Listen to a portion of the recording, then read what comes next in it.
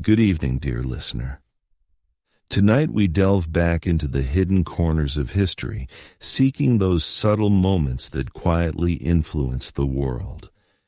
Whether you're snuggled in bed or resting with your eyes shut, I'm pleased you're joining me for this serene moment. I'd be curious to learn where you're listening from and what the hour is in your corner of the globe. Are you greeting the day or easing into sleep with echoes of history in your thoughts? If these tranquil explorations through the ages appeal to you, consider subscribing. Many similar evenings await. Now, shut your eyes and envision the vast golden dunes of ancient Egypt extending forever beneath a scorching sun. See the powerful Nile winding like a lifeline through this arid realm, its shores bustling with a society that lasted more than 3,000 years. We typically view ancient Egypt as a place of grave rulers, enigmatic pyramids, and holy ceremonies. But what occupied regular Egyptians once their daily tasks were complete? How did they spend their free moments? What sparked joy in their existence, which we might see as severe and relentless? The response may astonish you, as the ancient Egyptians showed great ingenuity in their pursuits of amusement.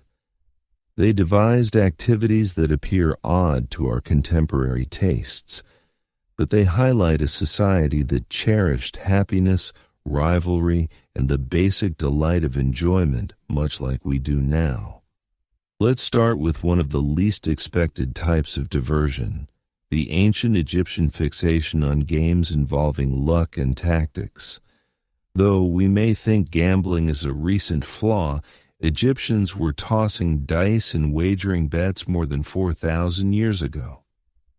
Discoveries from digs reveal game boards crafted from fine timbers, decorated with ivory and gold, indicating that such play wasn't only for common folk, but was relished by the affluent and influential.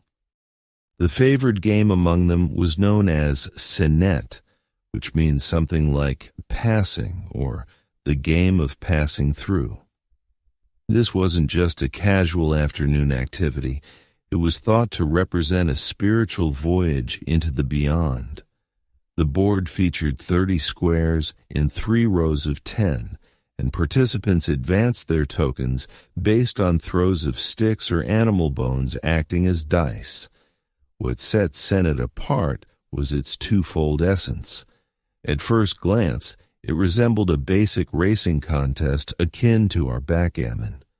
Yet for the Egyptians, each advance held profound symbolic weight. The layout symbolized the soul's path through the netherworld, with particular squares standing for obstacles, snares, or gifts that the departed could face in their pursuit of everlasting existence. Triumphing in Senet wasn't solely about fortune or ability. It was viewed as a positive sign for one's eternal fate. Envision an Egyptian aristocrat coming back from a tiring day managing his properties. As the sun dips below the Nile, painting elongated shadows over his villa's yard, he relaxes with his spouse for a night of Senet. But this goes beyond simple leisure. With every cast of the sticks, with each calculated shift of tokens across the board, they pondered death, destiny, and the timeless riddles that have baffled humankind since awareness began. The game held such cultural weight that Senet boards were commonly buried in graves, allowing the dead to keep playing forever. Certain tomb walls even show the departed playing Senet alongside the deities, implying that this hobby crossed the divide between mortality and eternity. However, Senet was merely one among various board games that enchanted the Egyptian mind. Another well-liked one was Mehen, inspired by the snake deity who guarded the sun god Ra on his nightly trek through the underworld. The Mehen board was round, shaped like a spiraled serpent with positions along its form. players hurried their tokens from the tail to the head. Like Senet, it bore strong sacred symbolism. What's especially captivating about these pastimes is how they expose the Egyptian outlook. Unlike today's board games meant purely for recreation, Egyptian versions were laced with purpose, acting as reflections on existence's greater enigmas while offering true delight. They grasped a truth we occasionally overlook in our tech-driven era, that amusement and depth can coexist. These games' appeal reached well past the elite.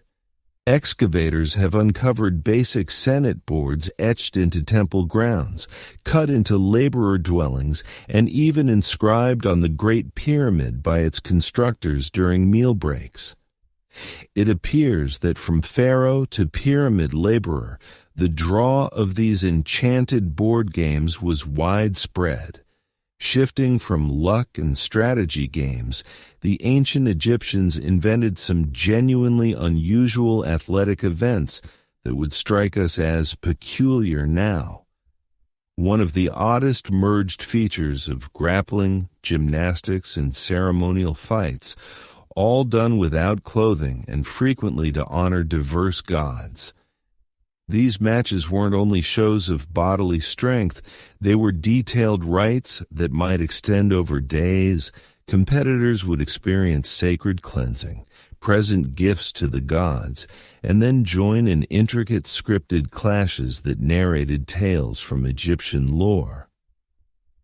Visualize spectators observing wrestlers recreating the endless conflict between the gods Horus and Set, their forms shining with oil as they wrestled in the sand, with multitudes of onlookers shouting and betting on the results.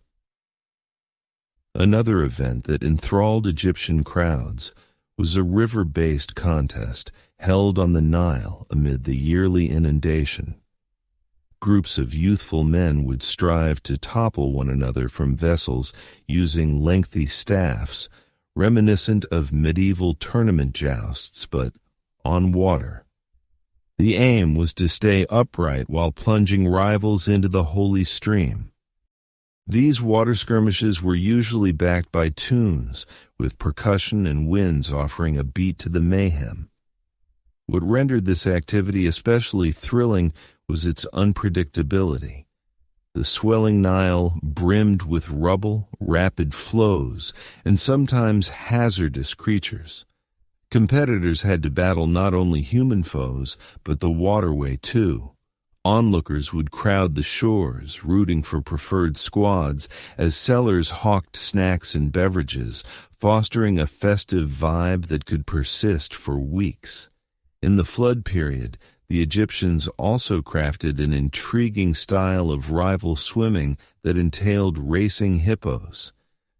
Before deeming this absurdly risky, note that these weren't untamed hippos, but partly tamed beasts trained specifically for this. The contests occurred in managed settings, often large basins or quiet Nile stretches, and the racers were generally young men who had practiced for years to build the velocity and nimbleness needed to surpass these enormous water beasts.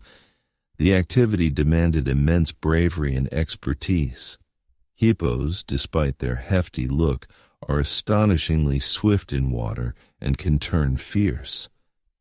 The human challengers relied on better methods and cleverness to prevail, frequently using maneuvers like submerging to baffle their beastly rivals or riding the hippo's wake for momentum. These contests were key communal occasions, attracting throngs from throughout Egypt. Affluent viewers would back swimmers, supplying top-notch preparation and gear for a portion of the rewards. The activity grew so favored that it spawned its own myths and icons, with renowned swimmers gaining fame across the land. Yet maybe the most peculiar element of Egyptian amusement was their interest in complex tricks and jests that would render today's reality TV mild in contrast. The rich upper class would arrange detailed deceptions involving hundreds of people and spanning months.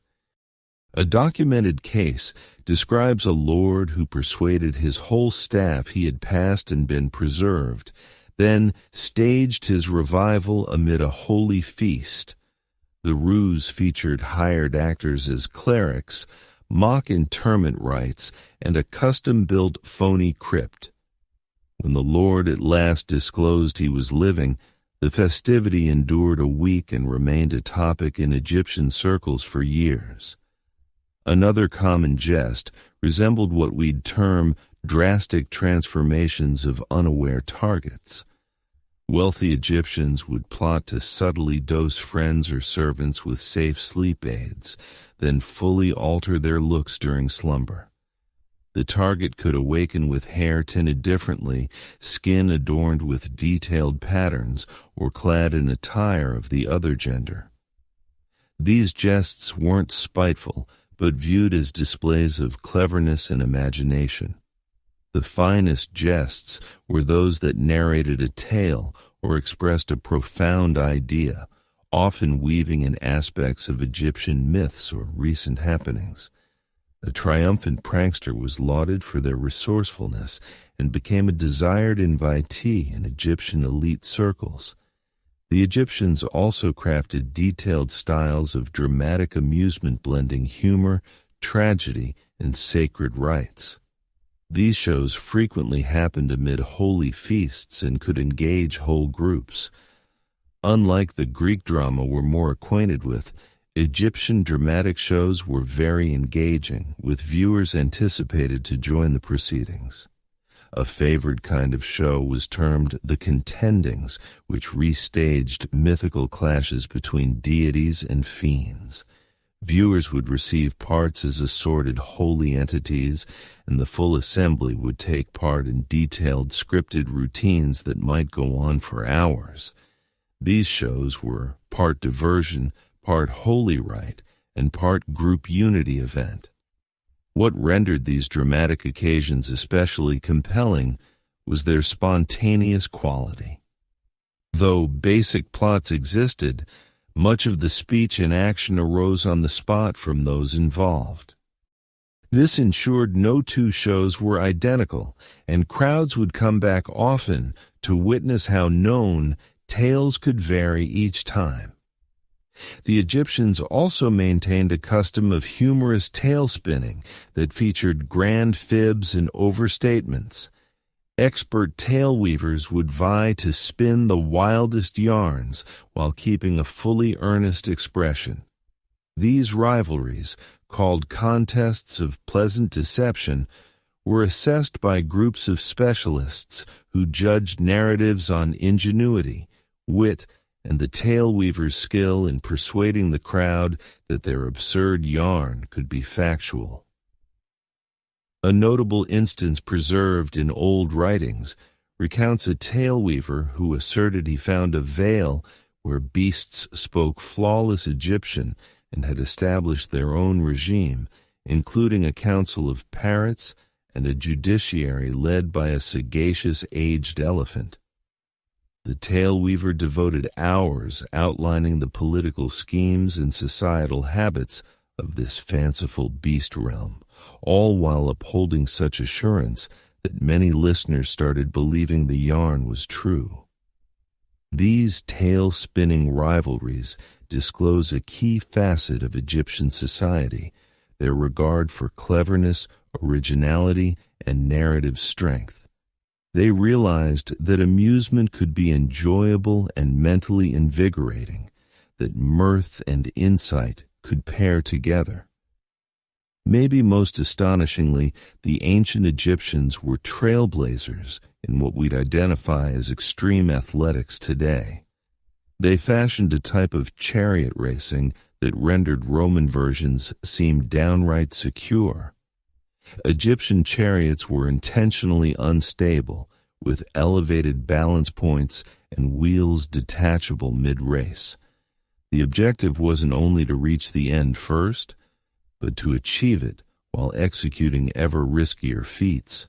Racers would jump between chariots in motion, balance on their heads while guiding with feet, or even compete reversed while masked.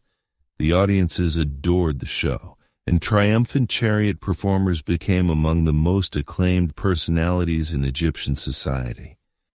These races occurred in purpose-built venues with barriers and dangers, crafted to heighten the challenge and amusement. Slopes would propel chariots skyward, water barriers would challenge racers' control in slick settings, and tight corridors would compel rivals into pulse-racing proximity. The sport was so beloved that it birthed a whole sector of chariot creators, each vying to build machines that were both dazzling and practical. Some chariots featured wings for short glides, others had wheels convertible to boat floats for water passes, and the grandest included gadgets that could hurl the racer upward before safely retrieving them. Safety gear was notably advanced for the era. Racers donned cushioned leather protection and helmets with guarding charms. The chariots had backup parachutes from silk and papyrus, and rescue teams waited near water risks to aid distressed racers. But past these lavish displays, perhaps the most charming side of Egyptian amusement was their affection for straightforward, goofy games open to all. They devised numerous twists on what we'd label party games, aimed at eliciting chuckles and forging social ties. A favorite game had players attempting routine chores in ever sillier outfits. Contestants might be tasked with dining as a crocodile, scripting their name in fish-shaped gloves, or holding grave talks while steadying fruit atop their heads. The more absurd the task, the greater the Egyptians' delight. Another treasured activity was rival mime, where players tried to gesture increasingly vague ideas silently. Seasoned players might mime intricate philosophical notions, math formulas, or the Nile's life phases. These games often spiraled into amusing disorder as players fought to express impossibly tough ideas via motion alone. The Egyptians also relished grand renditions of what we'd know as charades or verbal games. They crafted intricate enigmas incorporating hieroglyph wordplays, math conundrums, and nods to sacred writings. Resolving these enigmas demanded not just smarts, but thorough grasp of Egyptian heritage and tongue, rendering them both diverting and instructive. What's striking about all these amusement styles is how they mirror the Egyptian perspective. Even their most frivolous games typically held traces of sacred importance, exact math, or artistic grace. They appeared unable to fashion amusement that was wholly trivial, instead embedding even their lightest pursuits with greater intent and cultural weight. This fusion of amusement with learning, faith, and group formation shows a refined grasp of human essence. The Egyptians knew people absorb better when enjoying themselves, that shared giggles fortify social links, and that even recreation can fulfill key cultural roles.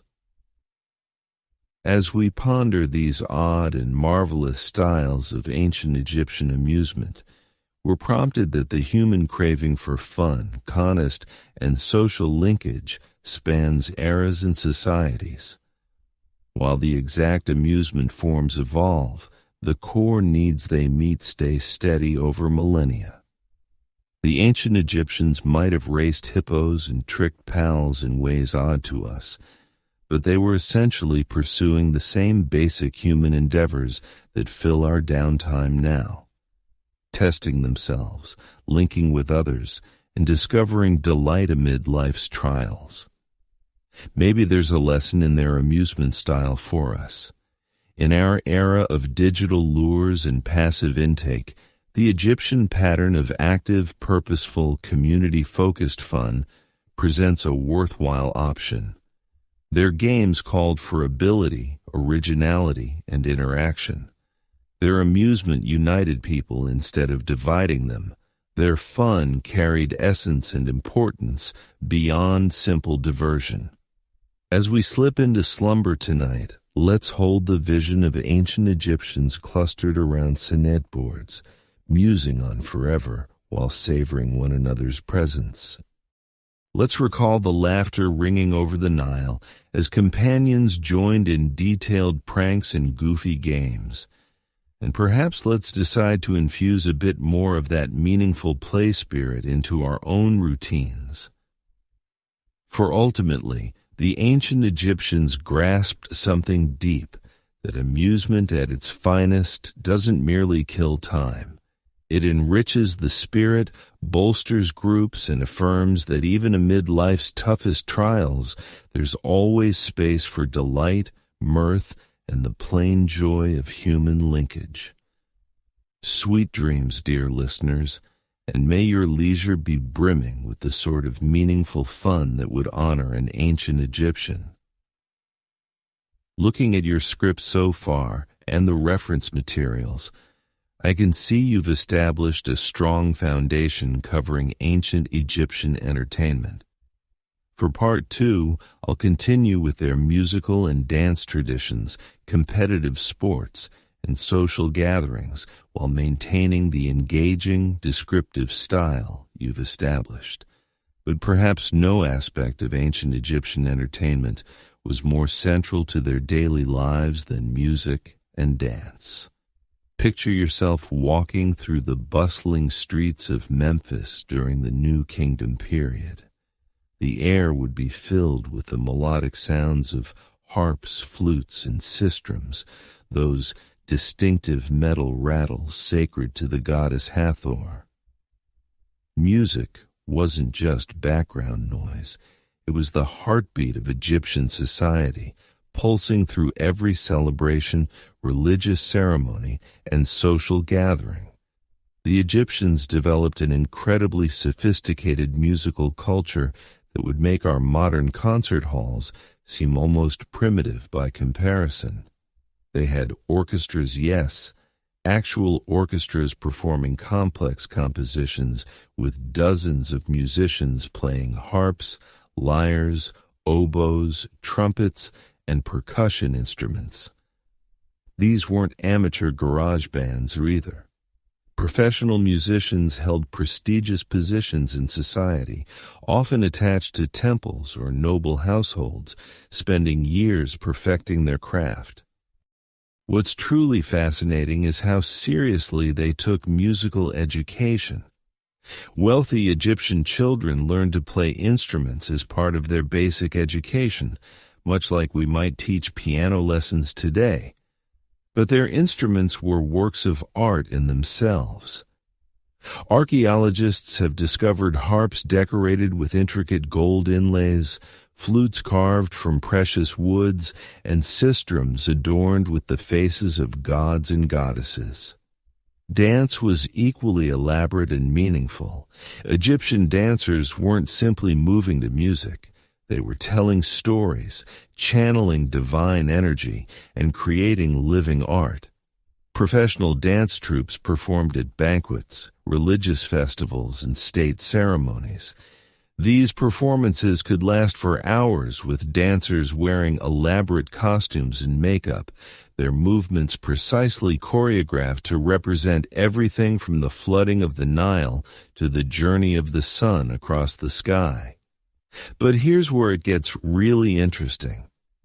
The Egyptians invented what we might recognize today as dinner theater.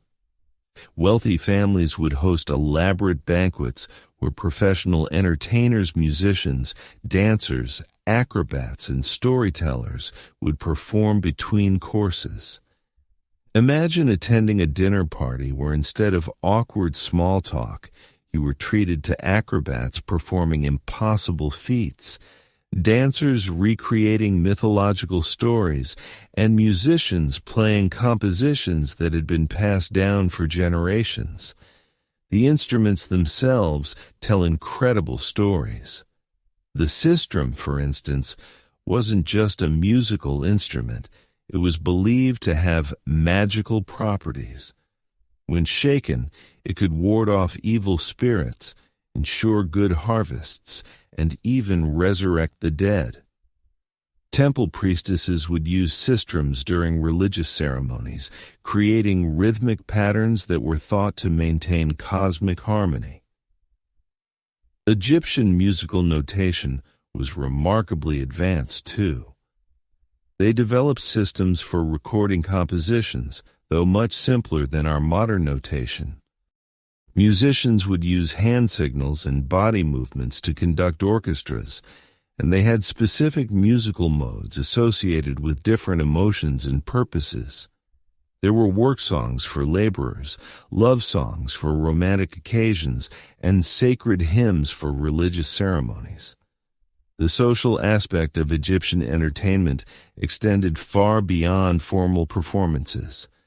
They were absolutely obsessed with party games and social competitions that would make our modern game nights look positively boring.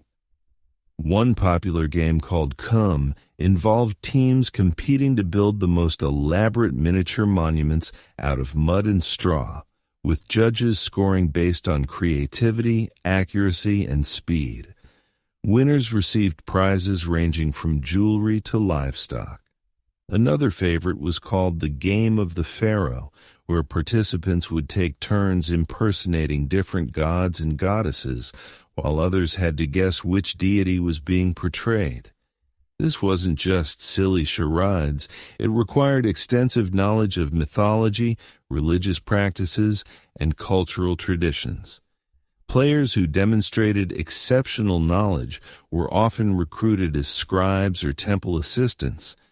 The Egyptians also pioneered what we might recognize as competitive storytelling. During festivals and gatherings, professional storytellers would compete to see who could craft the most engaging tale. These competitions had strict rules. Stories had to incorporate specific elements chosen by the audience. They couldn't exceed a certain time limit, and they had to end with a moral lesson. Winners were awarded titles, monetary prizes, and the honor of performing at royal events. Water-based entertainment was particularly elaborate during the flood season. When the Nile overflowed its banks, transforming the landscape into a vast network of waterways, Egyptians would organize boat races, swimming competitions, and elaborate water festivals. These weren't casual weekend activities. They were major social events that could last for weeks. The boat races were especially spectacular. Teams would decorate their vessels with colorful banners, ornate carvings, and painted designs representing their neighborhoods or professions. Races included different categories: speed competitions, endurance challenges, and artistic contests judged on the beauty and creativity of the boat decorations. The winning teams received honors that lasted the entire year, including preferred seating at public events and reduced taxes. Swimming competitions were equally impressive. Both men and women participated, competing in different categories based on age and skill level. The Egyptians had developed sophisticated swimming techniques, including what we would recognize today as freestyle, backstroke, and even early versions of synchronized swimming performed by teams of dancers who had trained for years. But perhaps most remarkably, they organized elaborate mock naval battles during flood season. These weren't violent affairs. Think more like coordinated water ballet with military themes. Teams would reenact famous historical battles or mythological conflicts, complete with costumes, props, and choreographed sequences. Spectators would gather on artificial platforms built specifically for viewing these aquatic theaters. The gambling culture in ancient Egypt was incredibly sophisticated, and honestly would probably shock modern casino operators with its complexity. They had dice games that made our modern craps tables look elementary, board games with betting systems more intricate than poker, and sporting events with elaborate wagering networks that spanned the entire kingdom. One particularly popular gambling game called Dogs and Jackals involved players betting on the movements of carved game pieces across elaborate boards shaped like palm trees. The rules were so complex that professional game masters were employed to oversee matches and settle disputes. High-stakes games could involve wagering livestock, land, slaves, or even family members, though the latter was eventually outlawed during the Middle Kingdom period. The Egyptians also developed an early form of lottery system used to distribute goods during religious festivals. Citizens would purchase small pottery tokens inscribed with symbols, and winners would receive everything from food and clothing to jewelry and furniture. These lotteries served both entertainment and practical purposes, ensuring that festival goods were distributed fairly while generating excitement and community participation. Competitive eating was another surprising form of entertainment. During harvest festivals, professional eaters would compete to consume massive quantities of bread, beer, and other foods within specified time limits. These competitions required genuine skill and training. Participants had to develop techniques for rapid consumption while avoiding illness. Winners became local celebrities and often traveled between cities to compete in regional championships. The theatrical performances in ancient Egypt were far more elaborate than most people realize. They didn't just have simple religious pageants. They developed complex dramatic productions with multiple acts, costume changes, and special effects that would impress modern audiences. Professional theater troupes traveled throughout the kingdom, performing everything from comedic satires to epic historical dramas. These performances often incorporated audience participation in ways that made modern interactive theater look tame. Spectators might be called upon to vote on how stories should end, participate in dance sequences, or even take on minor roles during performances. The most skilled audience participants could earn invitations to join traveling troupes as apprentice performers. The Egyptians also developed elaborate puppet shows using marionettes carved from wood and painted with incredible detail. These weren't simple children's entertainment.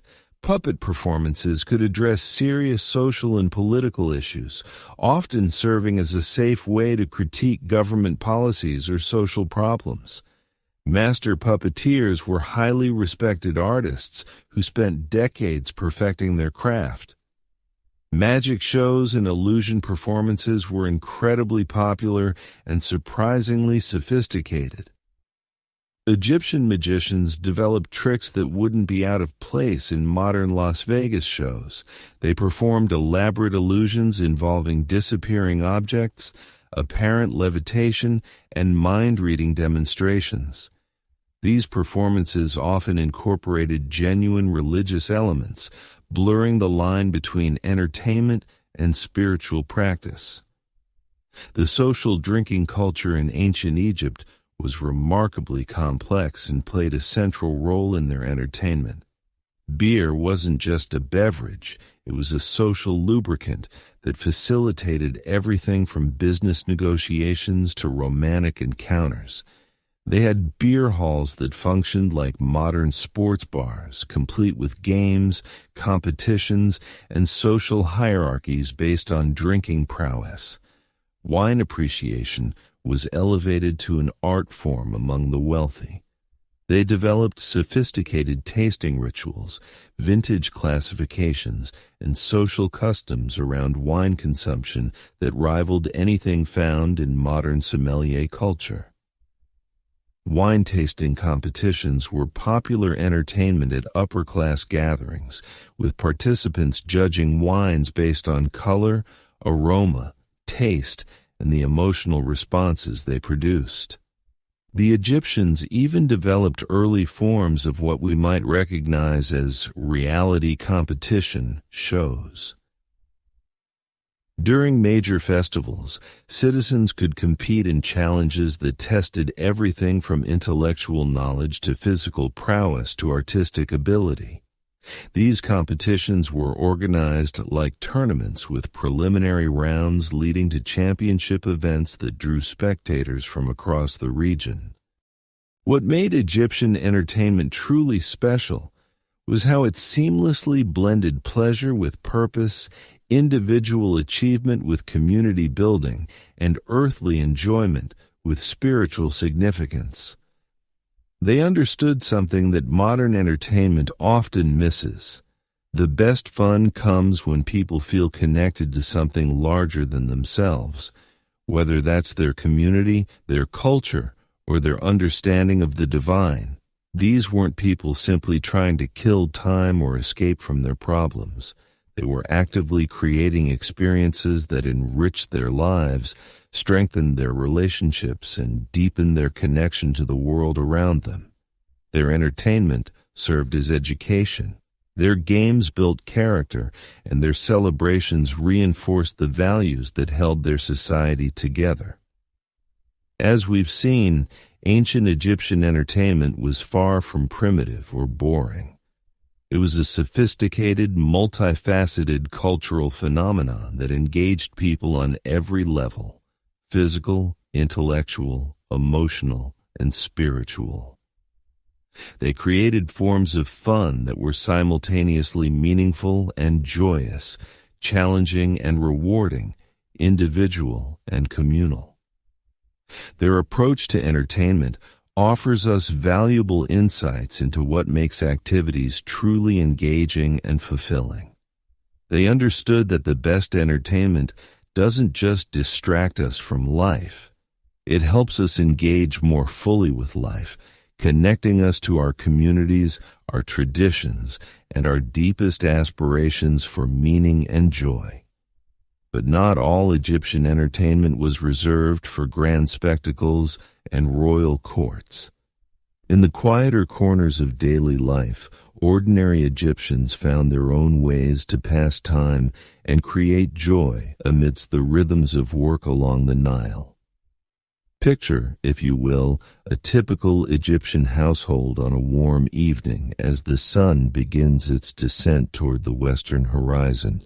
The day's labor is done. The fishing nets have been hauled in, and the families gather in the courtyards of their mud brick homes. Here we discover one of the most beloved pastimes of ancient Egypt, the art of storytelling. But these weren't just simple tales told around a fire. Egyptian storytelling was an elaborate performance art that could last for hours, with skilled narrators employing different voices, dramatic gestures, and even simple props to bring their tales to life. The most popular stories often featured the adventures of gods and goddesses, but with a distinctly human twist that made the divine seem accessible and relatable. Consider the tale of Isis and the 7 scorpions, a story so popular that versions of it have been found inscribed on papyrus, carved into temple walls, and even written on pottery shards. But when told in a family courtyard, this wasn't a dry recitation of religious text. The storyteller would become Isis herself, dramatically fleeing from the evil Set, her voice trembling with fear as she described the 7 deadly scorpions who accompanied her. Children would gasp in terror as the narrator described how one scorpion, insulted by a wealthy woman's rudeness, snuck into her house to sting her child. The storyteller would then shift to a voice of maternal anguish as they portrayed the wealthy woman's desperate pleas for help, and finally to one of divine compassion. as Isis, moved by a mother's love, saved the innocent child. What made these storytelling sessions particularly fascinating was how they served multiple purposes simultaneously. Yes, they were entertainment, but they were also education, moral instruction, and community bonding, all rolled into one. A single story might teach children about the geography of Egypt, the nature of the gods, proper social behavior, and the consequences of treating others poorly. The audience wasn't passive either. They were expected to participate, asking questions, offering commentary, and sometimes even suggesting alternative endings to familiar tales. But perhaps even more intriguing than the stories themselves was the elaborate system of professional storytellers who traveled from town to town along the Nile. These weren't simply people with good memories and theatrical flair. They were trained performers who underwent years of apprenticeship, learning not just hundreds of stories, but also the complex art of reading their audience. A skilled storyteller could assess the mood of a crowd within minutes and adjust their performance accordingly. If the audience seemed restless, they might launch into an action-packed adventure tale. If people appeared melancholy, they might choose a touching story of love and redemption.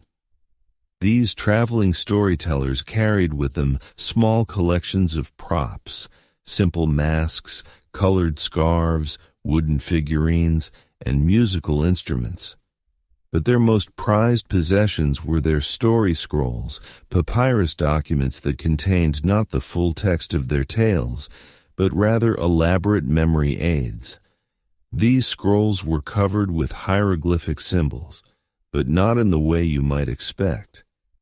Instead of complete sentences, they contained key words, character names, and small drawings that would trigger the storyteller's memory and help them keep track of complex plots that might have dozens of characters and span multiple generations. What's particularly remarkable is how these storytelling performances influenced other forms of Egyptian entertainment. The theatrical elements developed by storytellers found their way into religious ceremonies, making temple rituals more engaging for worshippers. The audience participation techniques were adopted by musicians, leading to the development of call-and-response songs that could get entire crowds singing together.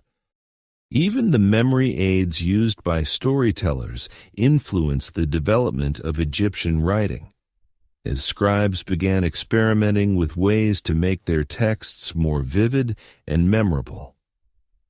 The economics of storytelling in ancient Egypt reveal fascinating insights into how entertainment functioned in their society.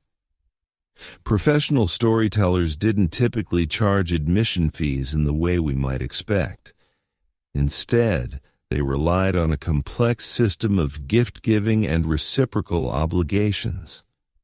After a particularly moving performance, audience members might offer the storyteller food, drink, a place to sleep, or small valuable items like jewelry or carved amulets. Wealthy patrons might commission private performances for special occasions, paying not just with material goods, but also with introductions to other potential patrons in different towns. This gift-based economy meant that the most successful storytellers weren't necessarily those who could charge the highest fees, but rather those who could create genuine emotional connections with their audiences.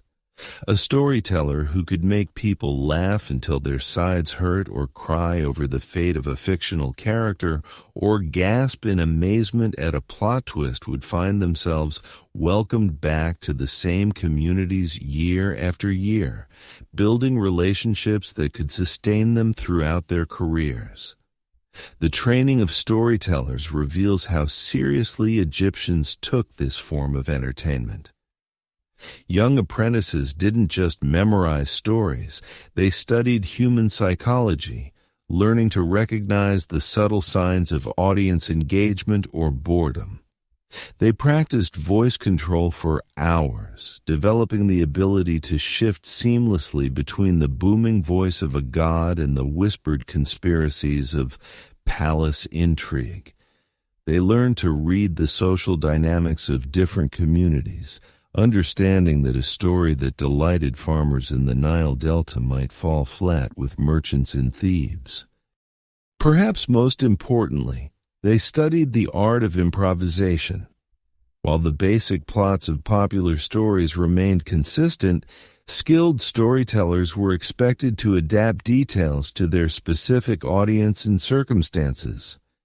A story told during flood season might emphasize themes of renewal and abundance, while the same tale told during a drought might focus on perseverance and hope. References to local landmarks, recent events, or familiar community members could transform an ancient myth into something that felt immediate and relevant. The influence of storytelling extended far beyond entertainment into the realm of education and cultural preservation.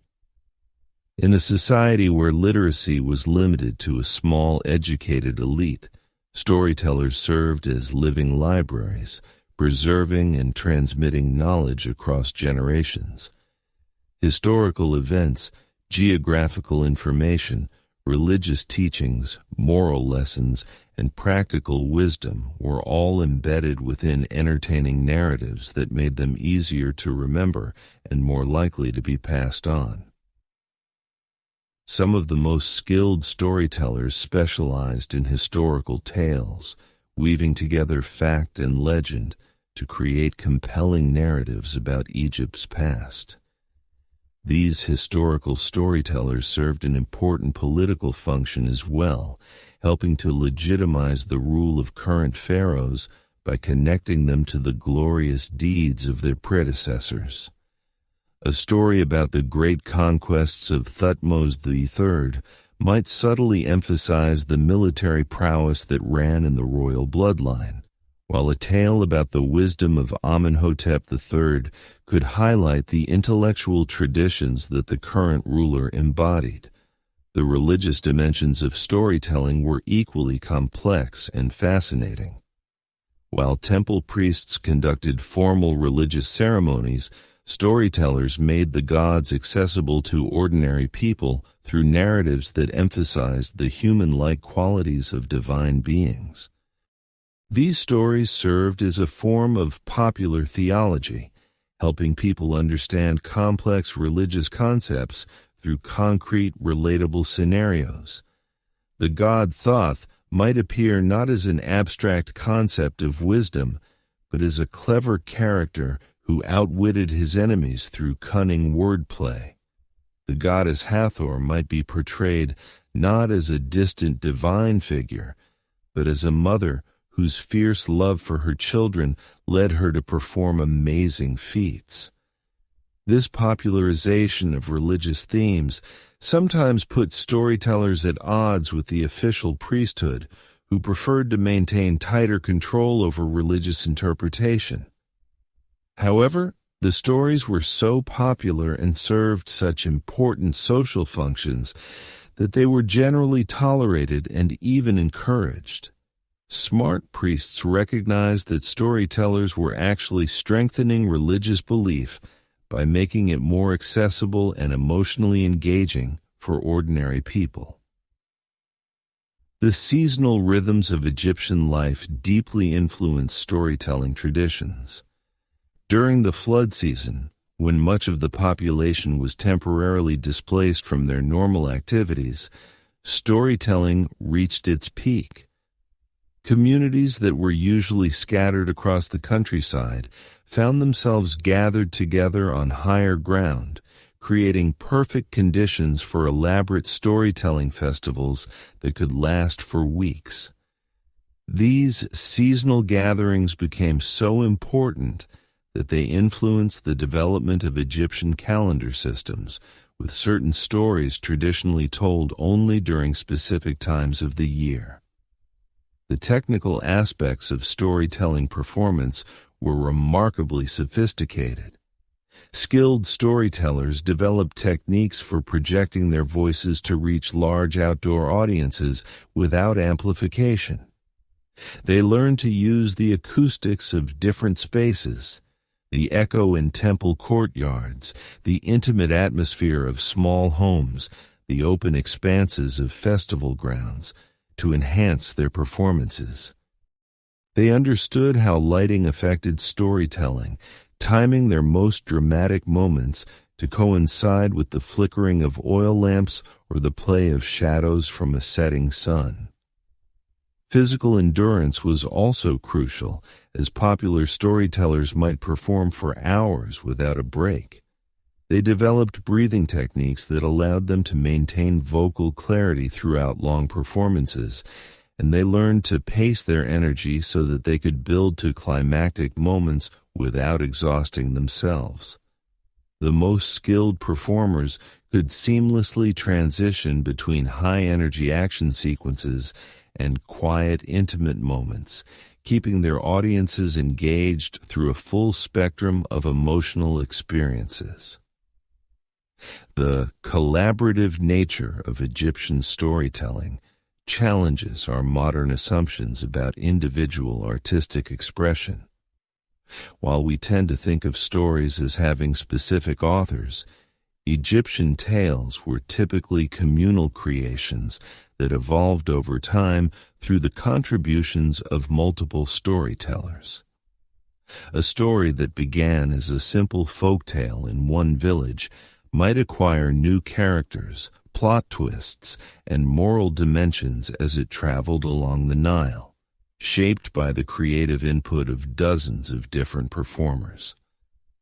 This collaborative approach meant that the most enduring stories were those that proved most adaptable to different circumstances and audiences. Tales that could be easily modified to reflect local concerns, current events, or seasonal changes had the best chance of survival and widespread popularity. The stories that have come down to us today represent the survivors of this evolutionary process, narratives that proved so flexible and appealing that they continue to be told and retold across centuries. The social status of storytellers varied considerably depending on their skill level and the context in which they performed. Village storytellers who entertained their own communities during festivals and celebrations were typically part-time performers who supported themselves through other occupations like farming or crafts. However, the most talented storytellers could achieve considerable prestige and even wealth, performing for royal courts and wealthy patrons across Egypt. These elite storytellers developed sophisticated professional networks, sharing information about potential patrons, new stories, and performance techniques. They created informal training systems, taking on apprentices who would travel with them and learn through observation and practice. Some established storytelling schools in major cities where aspiring performers could receive formal instruction in voice projection, character development, and audience psychology. The gender dynamics of storytelling in ancient Egypt were more complex than in many other ancient cultures. While men dominated the professional storytelling scene, women played crucial roles in preserving and transmitting stories within family and community settings. Mothers and grandmothers were typically responsible for teaching stories to children, and they often developed their own distinctive styles and repertoires. Some women achieved recognition as skilled performers within their local communities, and there's evidence that a few even traveled as professional storytellers, though this was less common. Women storytellers often specialized in particular types of tales, stories about goddesses and female heroines, domestic dramas that explored family relationships, or moral tales that addressed specifically feminine concerns.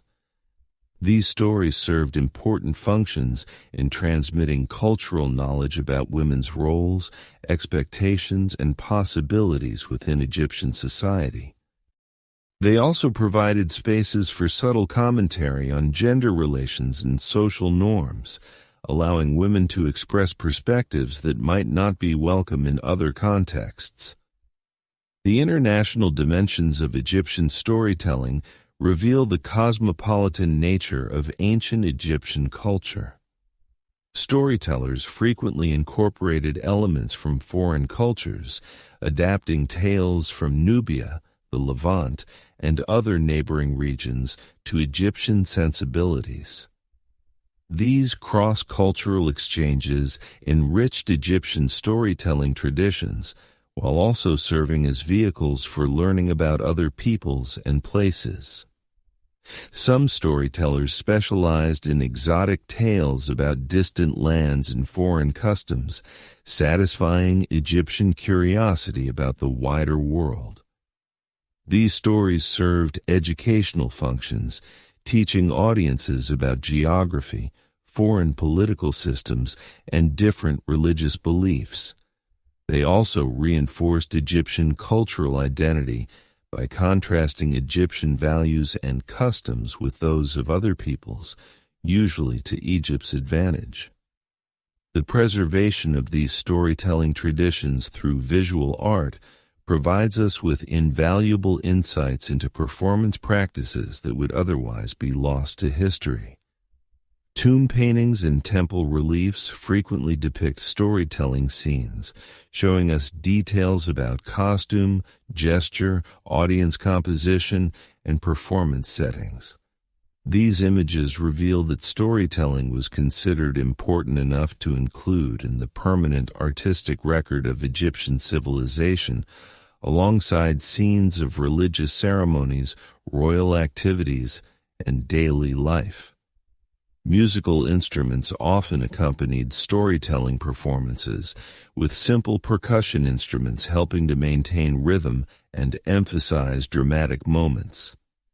Some storytellers were skilled musicians who could seamlessly integrate singing into their narratives, creating multimedia performances that engaged multiple senses. The boundary between storytelling and musical performance was often fluid, with many entertainers moving freely between different artistic modes depending on audience preferences and circumstances. The educational functions of storytelling extended beyond simple moral instruction to include practical knowledge about agriculture, crafts, navigation, and other essential skills. Stories about farmers might contain detailed information about crop rotation, irrigation techniques, or pest control embedded within entertaining narratives about characters overcoming challenges. Tales of river journeys could teach navigation skills while also providing exciting adventure stories. This integration of practical education with entertainment made learning more enjoyable and memorable for audiences who might not have had access to formal schooling. The psychological sophistication of Egyptian storytelling traditions is evident in their nuanced understanding of human motivation and behavior. The best stories didn't simply divide characters into heroes and villains, but instead explored the complex factors that led people to make both good and evil choices. These psychological insights served therapeutic functions, helping audiences understand their own emotions and relationships while providing models for dealing with common human problems. The legacy of Egyptian storytelling traditions can be traced through later Mediterranean cultures, influencing Greek theater, Roman entertainment, and eventually European literary traditions. The narrative techniques developed by Egyptian storytellers, The use of suspense, character development, moral complexity, and audience participation became foundational elements of Western storytelling.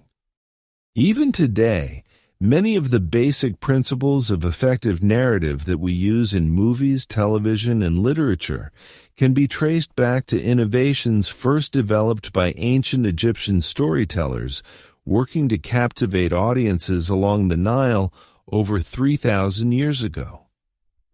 As we consider these elaborate storytelling traditions, we begin to understand that ancient Egyptian entertainment was far more sophisticated and psychologically complex than we might initially assume.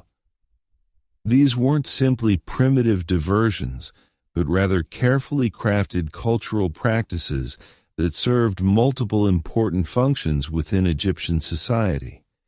They preserved knowledge, transmitted values, strengthened community bonds, provided psychological support, and created shared cultural experiences that helped bind Egyptian civilization together across the vast distances of the Nile Valley.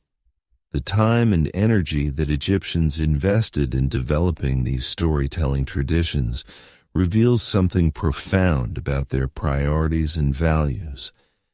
In a society that could have devoted all its resources to purely practical concerns like agriculture, defense, and administration, the fact that they chose to support elaborate entertainment systems suggests a deep understanding of human psychological needs and the importance of cultural life in creating a thriving civilization. Here's part 4 of your 12-part script for boring history: Strange Things People Did for Fun in Ancient Egypt. Welcome back to our journey through the fascinating and frankly bizarre world of ancient Egyptian entertainment. We've discovered that these ancient people weren't just sitting around building pyramids all day. They were surprisingly creative when it came to having a good time. From their elaborate board games that doubled as spiritual journeys to their death-defying sports and theatrical spectacles, the Egyptians knew how to party. But we've only scratched the surface of their entertainment culture. Now, let's dive deeper into something that might surprise you about ancient Egypt: their absolutely wild approach to festivals and celebrations. These weren't your typical birthday parties or harvest celebrations. The Egyptians turned their religious festivals into massive multi-day entertainment extravaganzas that would make modern music festivals look tame by comparison. The festival of Opet was perhaps their most spectacular celebration, lasting anywhere from 11 to 27 days, depending on the pharaoh's mood and the treasury's budget. Picture this: the entire city of Thebes essentially shut down for nearly a month while the population engaged in what can only be described as controlled chaos. The festival began with elaborate processions where the sacred bark's ornate boat-shaped shrines carrying the statues of gods were paraded through the streets. But here's where it gets interesting. The common people weren't just passive observers. They were active participants in a celebration that included public feasting, dancing, drinking, and various forms of entertainment that would have scandalized more conservative societies. During Opet, the normal social hierarchy was temporarily suspended. Servants could mock their masters through comedic performances. Women could engage in behaviors typically reserved for men, and the entire population was encouraged to indulge in excess. The pharaoh himself funded massive distributions of bread, beer, and meat to ensure that even the poorest citizens could participate in the revelry. Archaeological evidence suggests that during one particularly lavish Opet festival, Ramesses III distributed over 11,000 loaves of bread and thousands of jars of beer in a single day. But the Egyptians didn't stop at religious festivals. They created entertainment around virtually every aspect of life, including death. The Festival of the Beautiful Reunion was celebrated in the Valley of the Kings, where families would literally party with their deceased relatives. They would bring food, drink, and entertainment to the tombs, creating elaborate picnics among the dead. Musicians would play, dancers would perform, and families would share meals with their ancestors, believing that the spirits of the deceased could participate in the festivities. These death parties weren't somber affairs. They were joyous celebrations filled with laughter, storytelling, and games. The living would update their deceased relatives on family news, gossip, and current events, treating them as active participants in the celebration. Some tomb paintings actually depict these festivals, showing people engaged in board games, music, and dancing while surrounded by mummies and burial goods. The Egyptians also developed a unique form of entertainment around their agricultural cycles. The harvest festival wasn't just about celebrating a successful crop. It was an opportunity for elaborate competitions and displays of skill. Farmers would compete in contests of strength, speed, and creativity. There were grape-stomping competitions that resembled modern winemaking festivals, but with an Egyptian twist. Participants would often perform acrobatic stunts while crushing the grapes, turning a practical necessity into an entertaining spectacle. One particularly unusual aspect of Egyptian harvest celebrations was their competitive eating contests, but not in the way you might imagine. Rather than seeing who could consume the most food, Egyptians held contests to see who could create the most elaborate and artistic food presentations. These culinary competitions featured dishes shaped like gods, animals, and mythological creatures, with judges evaluating both taste and artistic merit.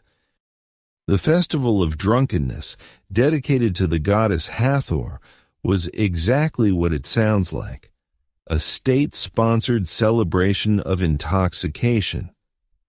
But this wasn't just an excuse to drink excessively. It was a sophisticated form of entertainment that combined theater, music, and religious ritual. Participants would consume specially brewed beer and wine while engaging in elaborate role-playing scenarios based on Egyptian mythology. The festival recreated the myth of Hathor's rage and subsequent pacification through alcohol, with celebrants acting out various roles in the story. During this festival, professional entertainers called servants of Hathor would perform increasingly outrageous acts as the celebration progressed.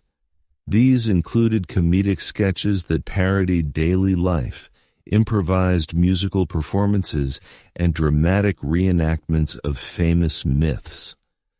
The more intoxicated the audience became, the more creative and risque the entertainment became, creating a feedback loop of escalating revelry. The Egyptians also developed seasonal entertainment traditions that varied by region and social class.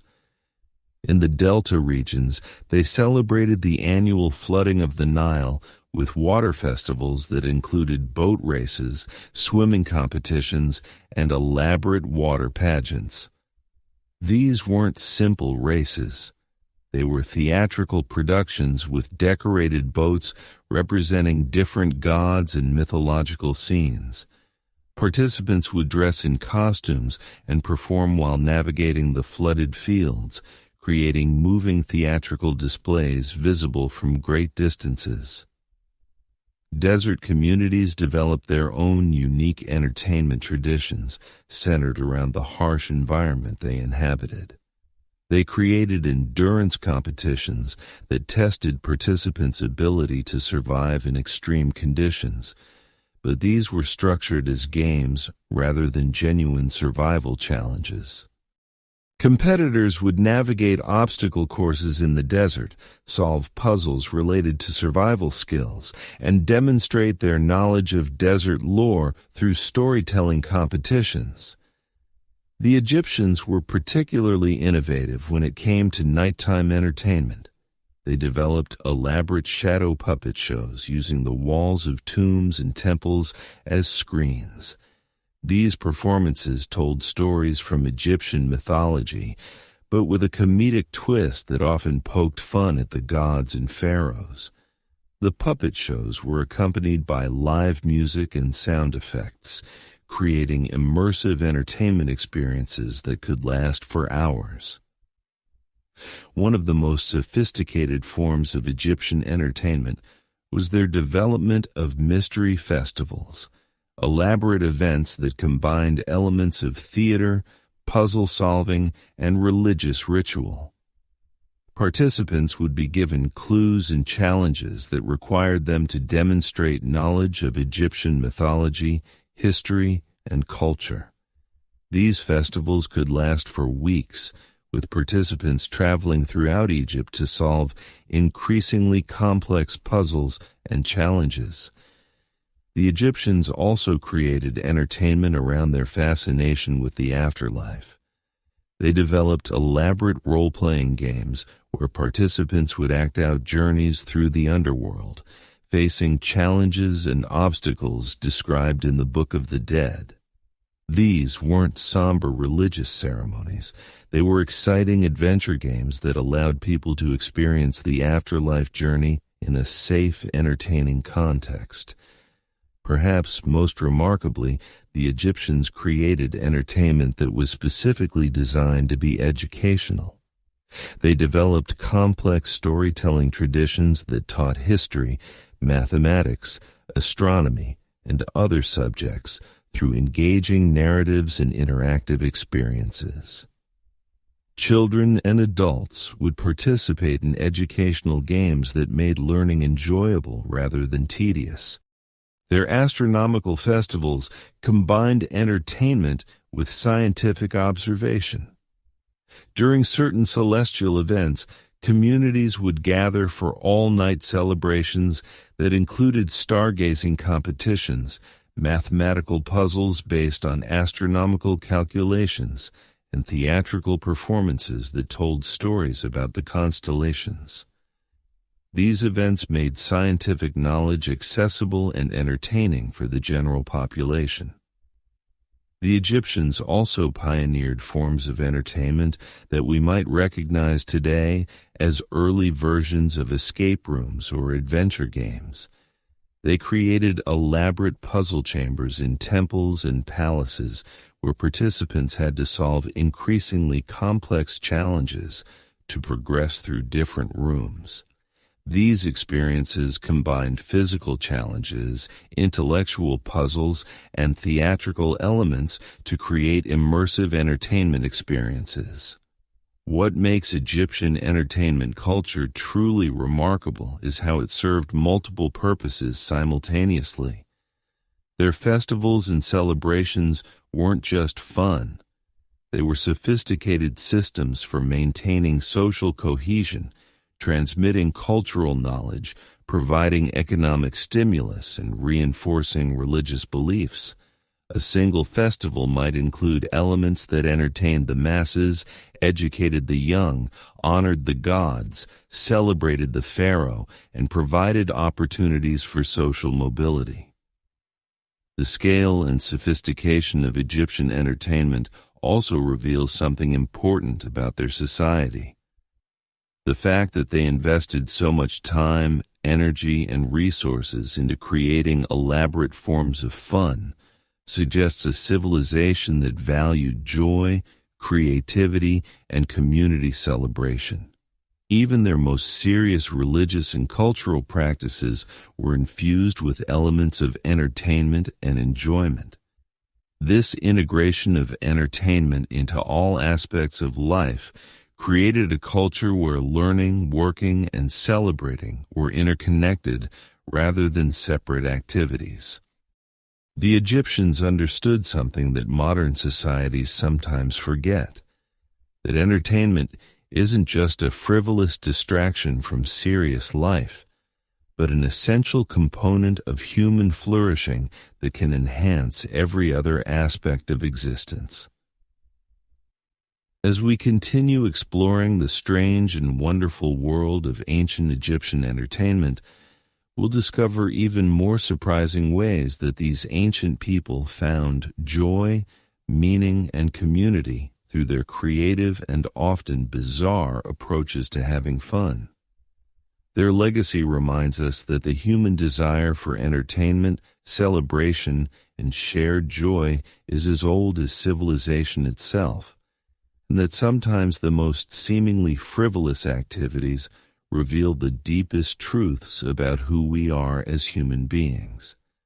Based on the reference videos and the script summary you've provided, here's part 5 of your 12-part script.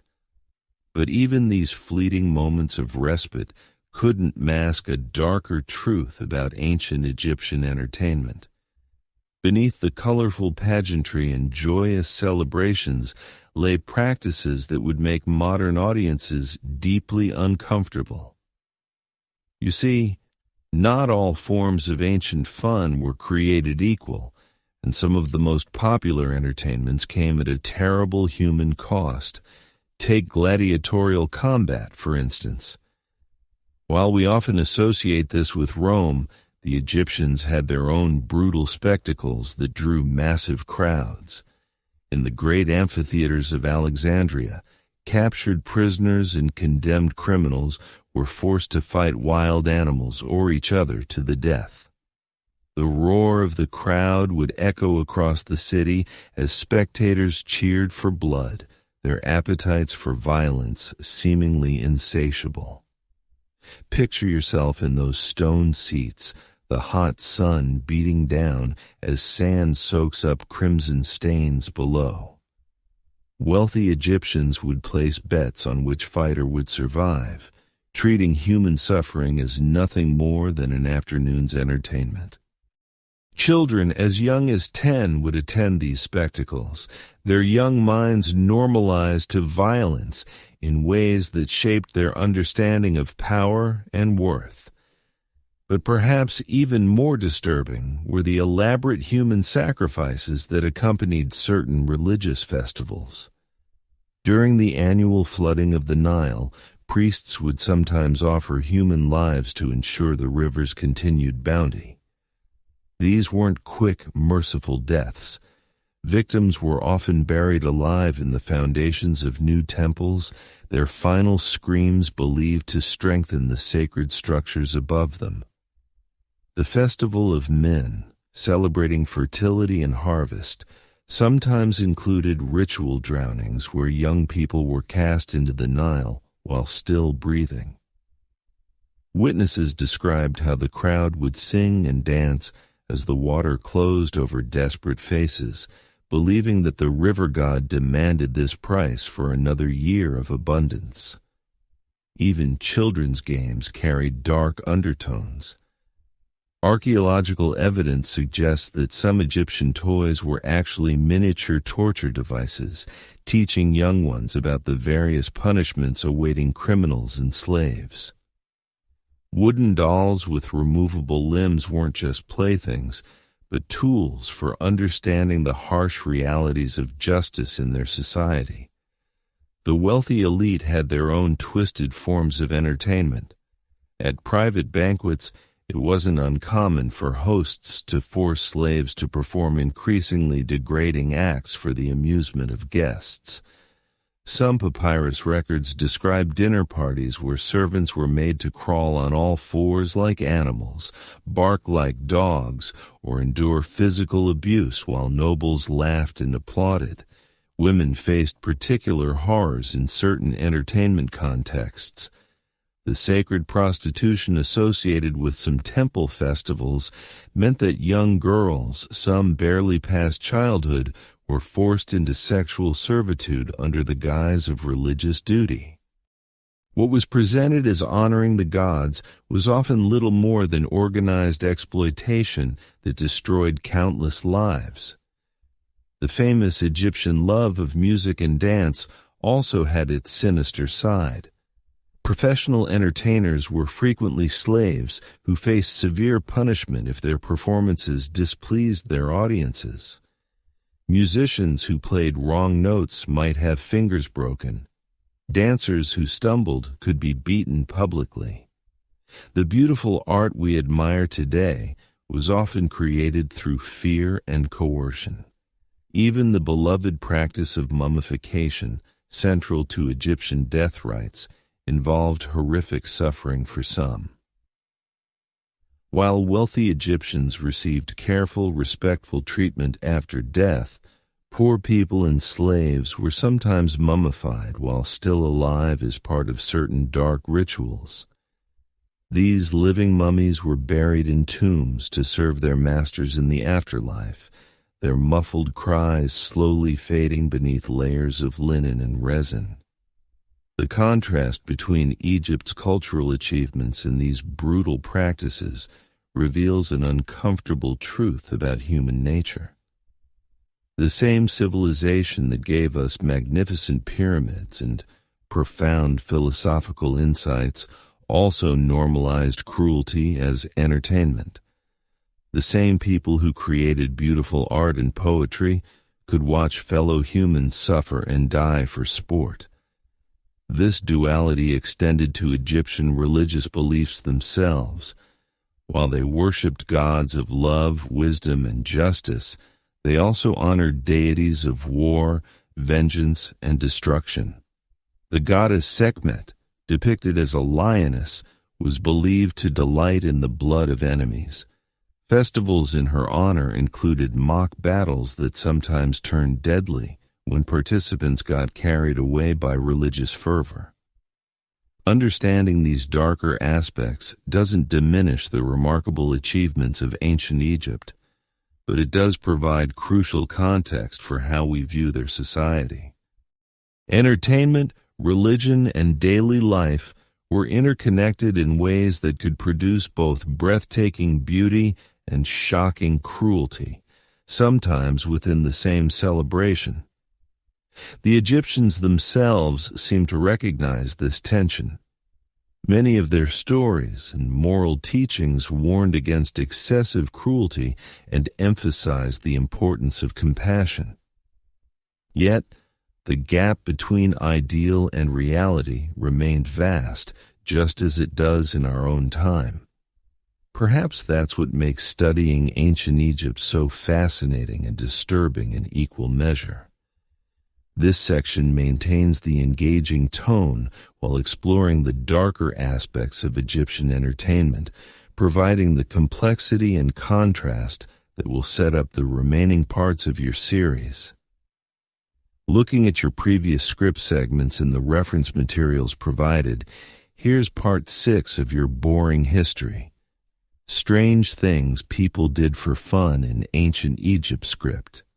But for all the spectacle and grandeur of these public entertainments, perhaps the most fascinating aspect of ancient Egyptian leisure was how seamlessly it wove together the sacred and the profane, the spiritual and the mundane. This wasn't a civilization that compartmentalized fun into neat little boxes separate from religion or politics or daily survival. Instead, entertainment was the golden thread that bound their entire worldview together, creating a tapestry where every celebration, every game, every song served multiple purposes simultaneously. Take their approach to storytelling, for instance. While we've already explored their grand theatrical productions, the Egyptians were equally masterful at more intimate forms of narrative entertainment. Professional storytellers known as keti would travel from village to village, setting up in marketplaces or outside temples, drawing crowds with tales that were part entertainment, part history lesson, part moral instruction. These weren't just casual entertainers spinning yarns for a few coins. They were cultural custodians, preserving and transmitting the collective memory of their civilization through the power of narrative. The most skilled among these storytellers could hold an audience spellbound for hours, weaving together mythological tales with contemporary events, creating stories that felt both timeless and urgently relevant. They would tell of Isis searching for the scattered pieces of Osiris, but somehow make it resonate with a farmer's struggle to rebuild after a flood. They would recount the adventures of Sinuhe, the court official who fled Egypt and found redemption in foreign lands, making it speak to anyone who had ever felt displaced or homesick. What made these performances particularly captivating was their interactive nature. The audience wasn't passive. They would call out responses, suggest plot twists, even challenge the storyteller's version of events. A skilled caddy could adapt their tale in real time, incorporating audience suggestions while maintaining the story's essential structure and meaning. It was improvisation at its finest, a collaborative creation of meaning that brought communities together in ways that modern entertainment rarely achieves. But perhaps even more intriguing was how the Egyptians used entertainment as a vehicle for education, particularly for children. They understood something that many modern educators struggle with. Learning is most effective when it's enjoyable. They created elaborate games that taught mathematical concepts, geographical knowledge, and historical facts without the children even realizing they were in school. One such game, called Hounds and Jackals, was essentially a board game that required players to navigate a complex path while making calculations and strategic decisions. But embedded within the gameplay were lessons about Egyptian geography, as the board was designed to represent the journey along the Nile from the Delta to Nubia. Children learned the names of major cities, the distances between them, the seasonal patterns of flooding, all while having a blast trying to outmaneuver their opponents. Similarly, they had musical games that taught rhythm and mathematics simultaneously. Children would learn to clap complex patterns that corresponded to mathematical sequences, developing both musical ability and numerical literacy. The fact that music and mathematics were taught together wasn't coincidental. The Egyptians understood the deep connections between these disciplines thousands of years before modern neuroscience confirmed the relationship between musical training and mathematical ability. Even their physical games served educational purposes. Wrestling matches weren't just about strength and skill. They were opportunities to teach young men about honor, respect for opponents, and the importance of accepting defeat gracefully. Swimming competitions in the Nile taught not just athletic prowess, but water safety, knowledge of currents and seasonal changes, and respect for the river that was the source of all life. The Egyptians also pioneered what we might recognize today as experiential learning. They created elaborate role-playing scenarios where children could practice being scribes, priests, merchants, or craftsmen. These weren't simple games of make-believe, but sophisticated simulations that taught real skills. A child playing at being a scribe would learn actual hieroglyphic writing. One pretending to be a merchant would learn principles of trade, negotiation, and accounting. But it wasn't just children who benefited from this integration of learning and play. Adults, too, participated in educational entertainment that kept them connected to their cultural heritage while developing new skills. Craft guilds organized competitions that were simultaneously celebrations, learning opportunities, and quality control measures. Potters would compete to create the most beautiful vessels, but the process involved sharing techniques, critiquing each other's work, and pushing the boundaries of their art form. The medical profession had its own unique form of educational entertainment. Physicians would gather for what they called healing symposiums, events that combined serious medical discourse with theatrical presentations of case studies. Actors would portray patients with various ailments, while real doctors would demonstrate diagnostic techniques and treatments. It was medical education as performance art, making complex knowledge accessible and memorable.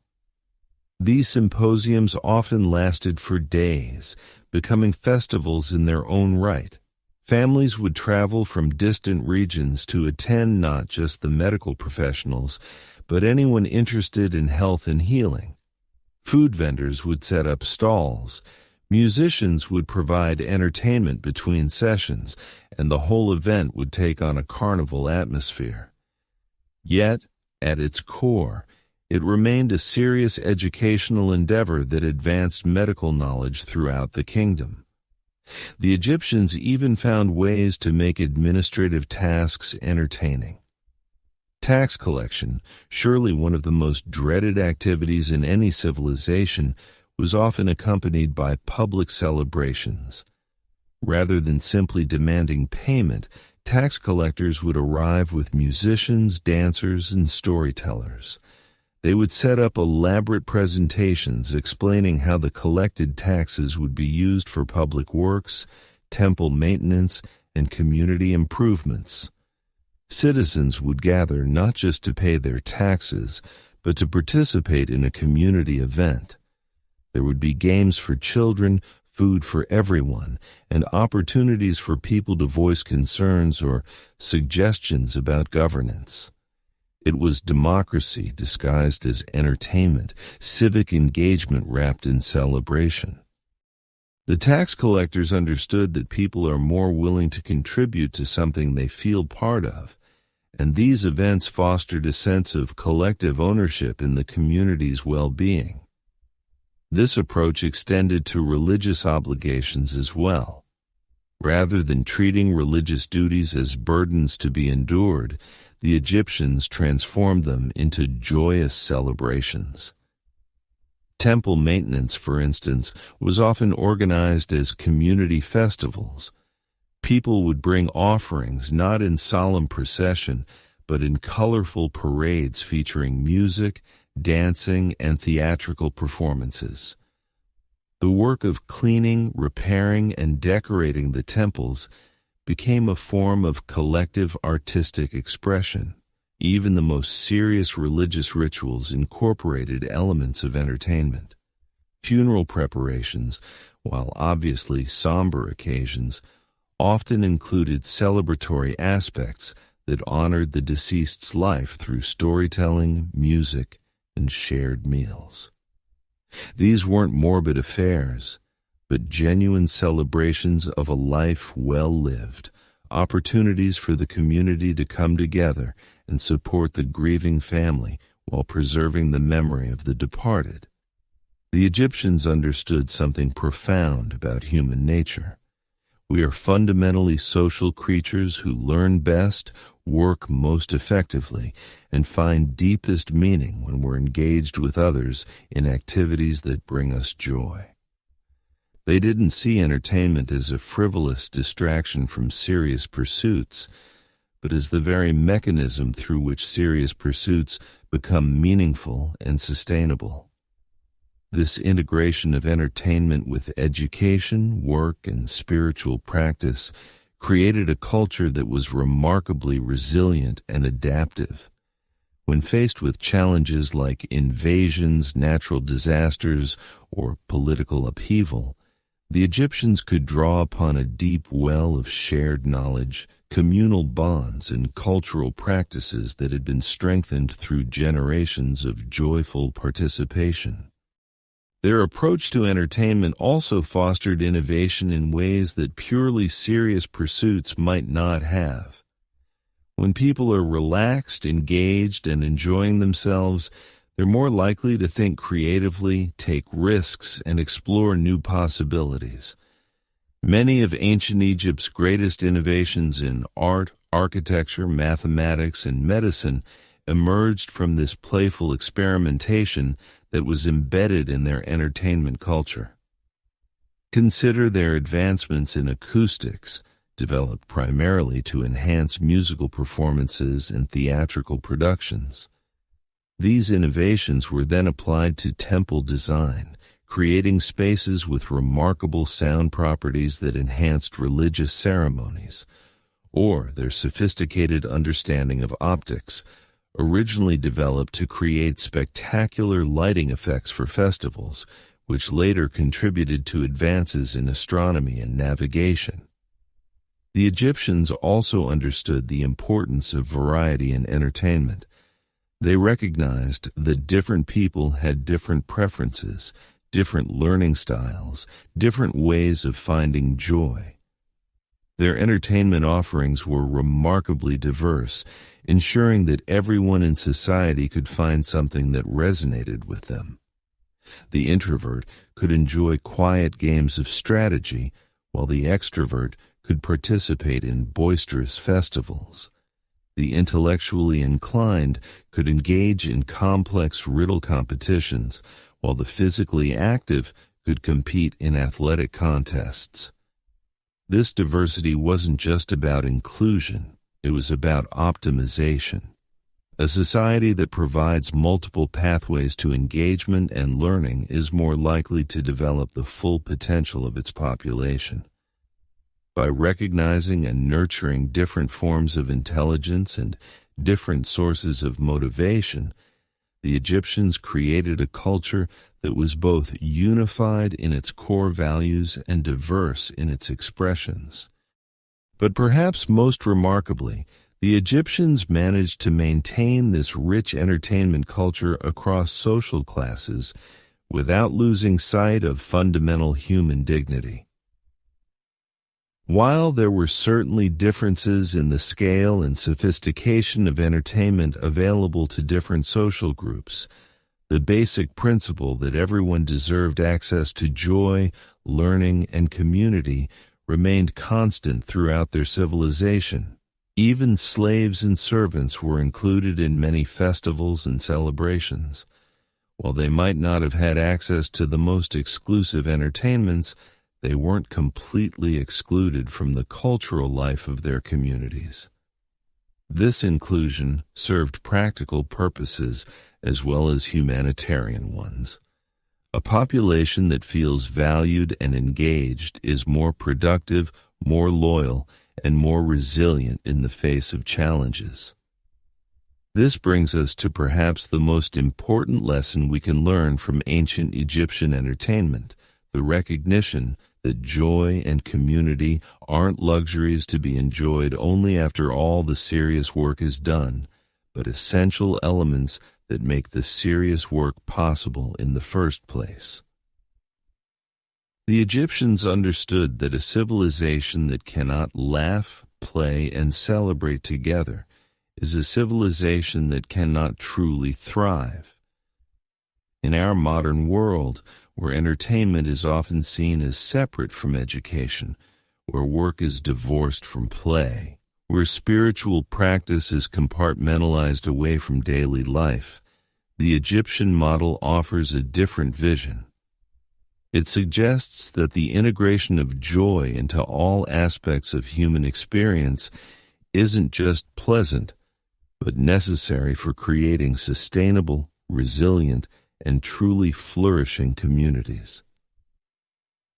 As we continue to explore the strange and wonderful ways the ancient Egyptians entertained themselves, we begin to see that what might initially appear strange or primitive was actually sophisticated beyond our usual understanding.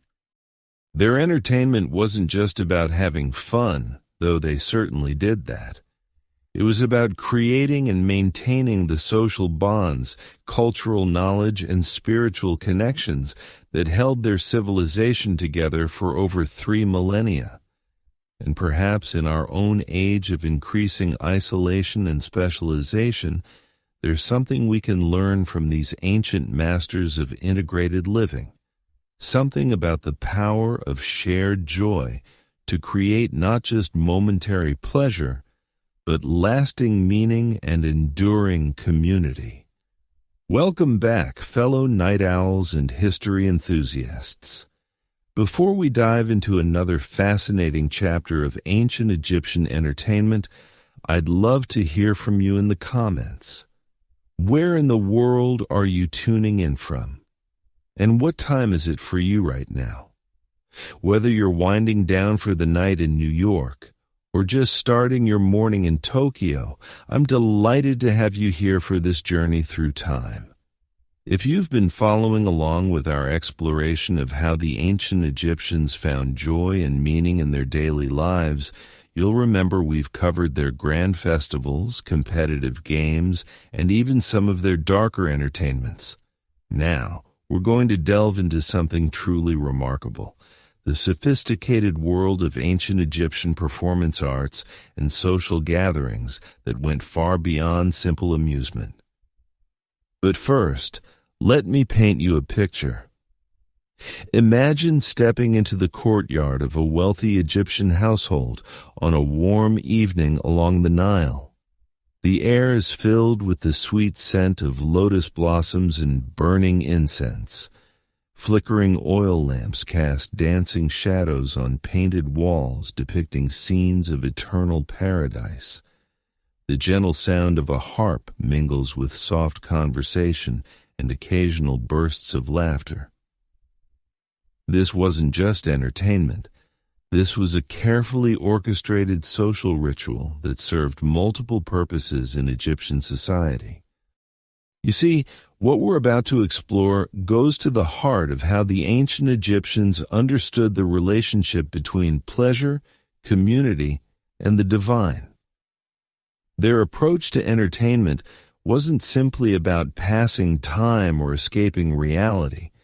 It was about reinforcing social bonds, practicing for the afterlife, and maintaining cosmic harmony. Let's begin with one of their most sophisticated forms of entertainment: theatrical storytelling performances. These weren't quite like the theater we know today, but rather elaborate narrative presentations that combined elements of drama, music, dance, and religious ritual.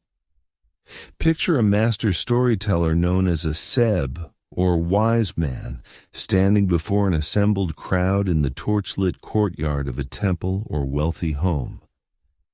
These performances often centered around the great mythological cycles that every Egyptian knew by heart: the death and resurrection of Osiris, the battles between Horus and Set, the journey of Ra through the underworld each night.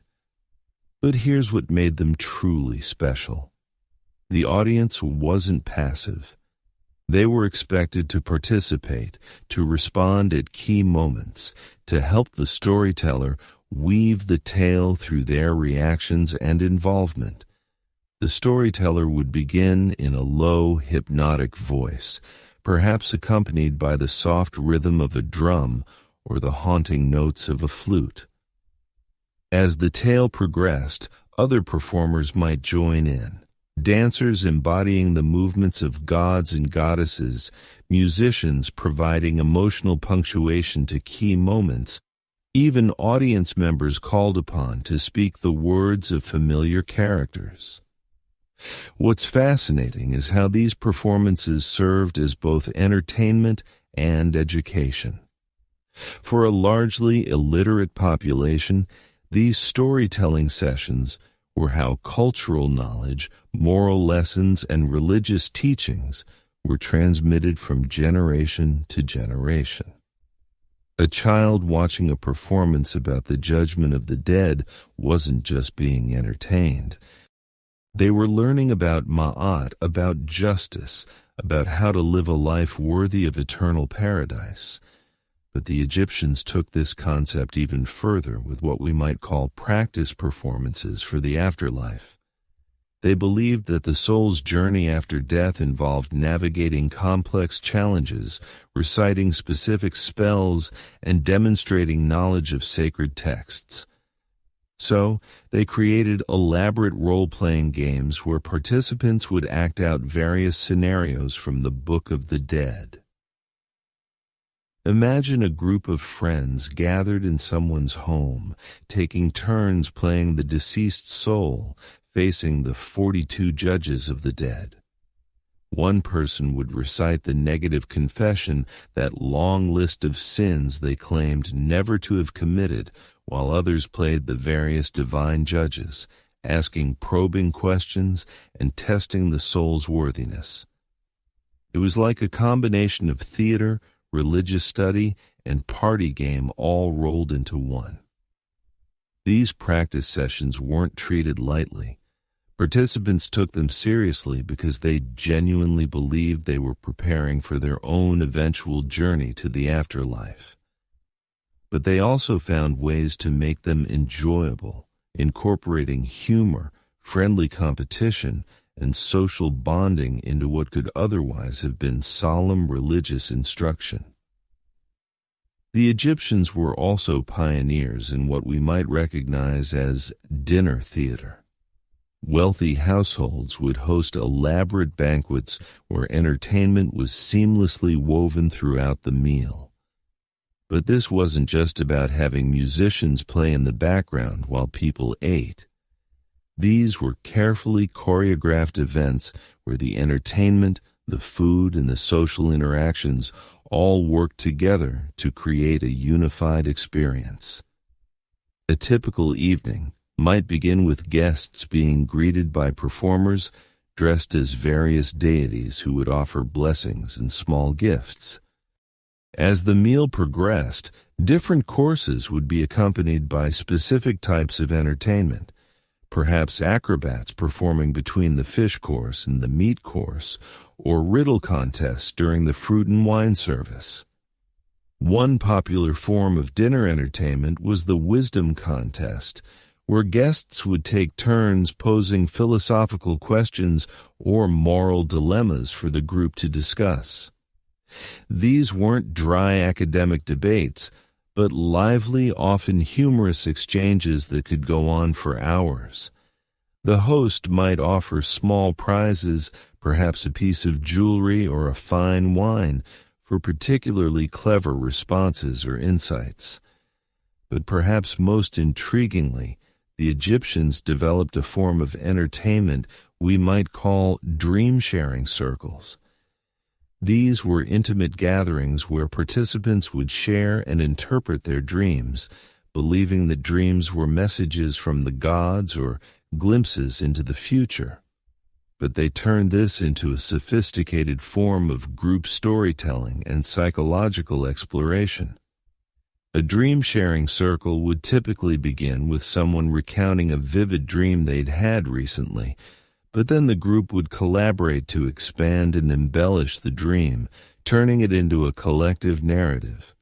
They might debate what the various symbols meant, suggest alternative interpretations, or even act out key scenes from the dream to better understand its message. What made this particularly interesting was how it combined entertainment with what we might recognize today as primitive psychology and therapy.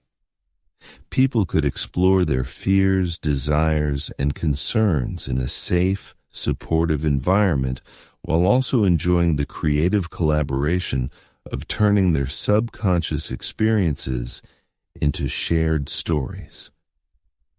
The Egyptians also had a fascinating tradition of reverse role entertainment, where social hierarchies were temporarily upended for the sake of amusement and perhaps social commentary. During certain festivals or private gatherings, servants might be invited to give orders to their masters, children might lecture their parents, or women might take on traditionally male roles. These role reversals weren't just random chaos, they were carefully structured with their own rules and boundaries. A wealthy merchant might spend an evening taking orders from his household staff, but everyone understood this was a temporary game with specific limits. What's remarkable is how these performances seem to serve as a kind of social pressure valve, allowing people to explore different power dynamics and perhaps comment on social inequities in a way that was acceptable because it was framed as entertainment. One particularly elaborate form of reverse role entertainment was the mock trial, where participants would stage humorous legal proceedings with ridiculous charges and punishments. Someone might be accused of crimes like making the bread too delicious or causing excessive laughter at inappropriate times. The accused would mount a dramatic defense while others played judges, witnesses, and court officials. These mock trials often became exercises in wit and creativity as participants tried to outdo each other with increasingly absurd arguments and evidence.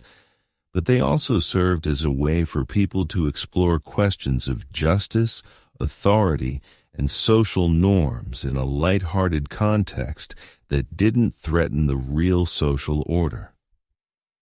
The Egyptians were also remarkably sophisticated in their understanding of what we might call immersive entertainment. They created elaborate scenarios that transported participants into different worlds or time periods. One popular form involved recreating famous historical events with participants taking on the roles of legendary pharaohs, generals, or heroes. But these weren't simple reenactments. The Egyptians would often add fantastical elements, alternative outcomes, or contemporary twists to familiar stories. Imagine a performance where Cleopatra meets the gods of the underworld, or where ancient pharaohs had to deal with the kinds of everyday problems that ordinary Egyptians faced. These immersive experiences often lasted for hours or even entire days, with participants staying in character and dealing with evolving scenarios and challenges. It was like a combination of historical reenactment, improvisational theater, and elaborate role-playing game. What's particularly fascinating is how these entertainments reflected the Egyptian understanding of time and history. They didn't see the past as something dead and gone, but as a living presence that could be accessed and interacted with through proper rituals and performances. By becoming historical figures through entertainment, they were participating in the eternal cyclical nature of existence that was central to their worldview. The Egyptians also developed sophisticated forms of competitive storytelling that combined entertainment with intellectual challenge. Groups would gather for tale-weaving contests where participants had to collaboratively create stories following specific rules or incorporating certain required elements. One popular format involved someone beginning a story and then passing it to the next person who had to continue the narrative while incorporating a specific word, theme, or character that was chosen randomly. The challenge was to maintain narrative coherence while adapting to unexpected twists and requirements introduced by other participants. These storytelling competitions often became quite elaborate, with judges, prizes, and increasingly complex rules. Some contests might require stories to be told in specific poetic meters or to incorporate references to particular myths or historical events. The best storytellers became local celebrities, invited to perform at important gatherings and celebrations. But perhaps most remarkably, the Egyptians understood that entertainment could be a form of spiritual practice. They believed that joy, laughter, and creative expression were not just pleasant diversions, but actual forms of worship that helped maintain cosmic harmony. The goddess Hathor, associated with music, dance, and celebration, was seen as one of the most important deities precisely because her domain joy and festivity was considered essential to the proper functioning of the universe. This meant that entertainment wasn't something separate from religious life, but an integral part of it. A well-executed performance, a cleverly told story, or a particularly joyful celebration was seen as an offering to the gods, a way of participating in the divine order that sustained all existence. The Egyptians even had a concept we might translate as sacred laughter. The idea that certain kinds of humor and joy could literally help maintain the balance between order and chaos that kept the world functioning. This wasn't frivolous giggling, but deep, genuine mirth that came from recognizing the fundamental goodness and beauty of existence despite its challenges and sorrows. As we reflect on these sophisticated forms of ancient Egyptian entertainment, we can see how they seamlessly blended pleasure with purpose, individual enjoyment with community building, and earthly concerns with cosmic significance. These weren't people escaping from reality through their entertainments. They were using entertainment to engage more deeply with reality, to explore its meanings and possibilities, and to strengthen the bonds that held their society together. Their approach to fun and leisure was remarkably holistic, recognizing that human beings need not just physical sustenance and safety, but also beauty, meaning, creativity, and connection.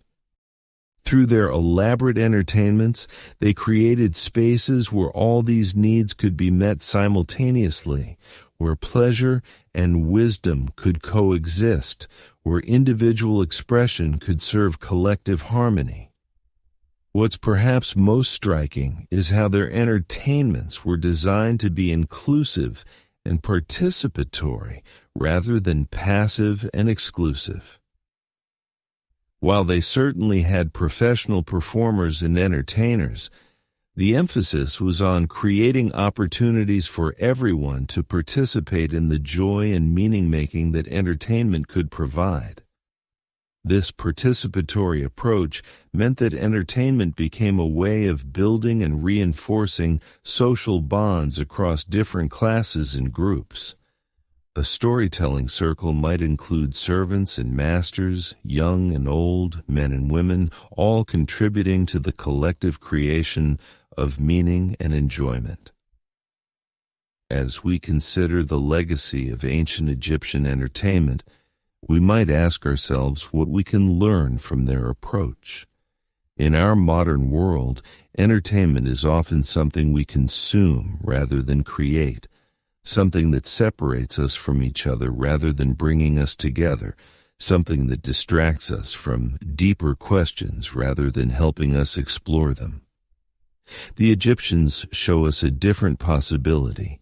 Entertainment as a tool for building community, exploring meaning, practicing for life's challenges, and celebrating the profound gift of existence itself. Their games and performances weren't just ways to pass time, but ways to make time meaningful, to transform ordinary moments into opportunities for growth, connection, and transcendence. Perhaps most importantly, they understood that the impulse to play, to create, to laugh, and to celebrate isn't a frivolous distraction from the serious business of life. It's an essential part of what makes life worth living. Through their sophisticated entertainments, they created a culture where joy and wisdom, pleasure and purpose, individual expression and collective harmony could all flourish together.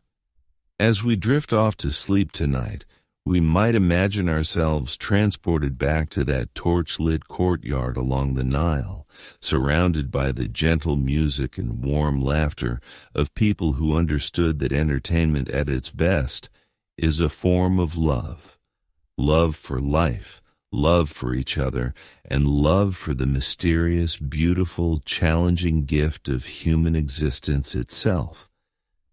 In their games and stories, their contests and celebrations, their role-playing and dream-sharing, the ancient Egyptians created a template for how human beings might use their capacity for creativity and joy, not just to escape from the difficulties of life, but to transform those difficulties into opportunities for meaning, connection, and transcendence.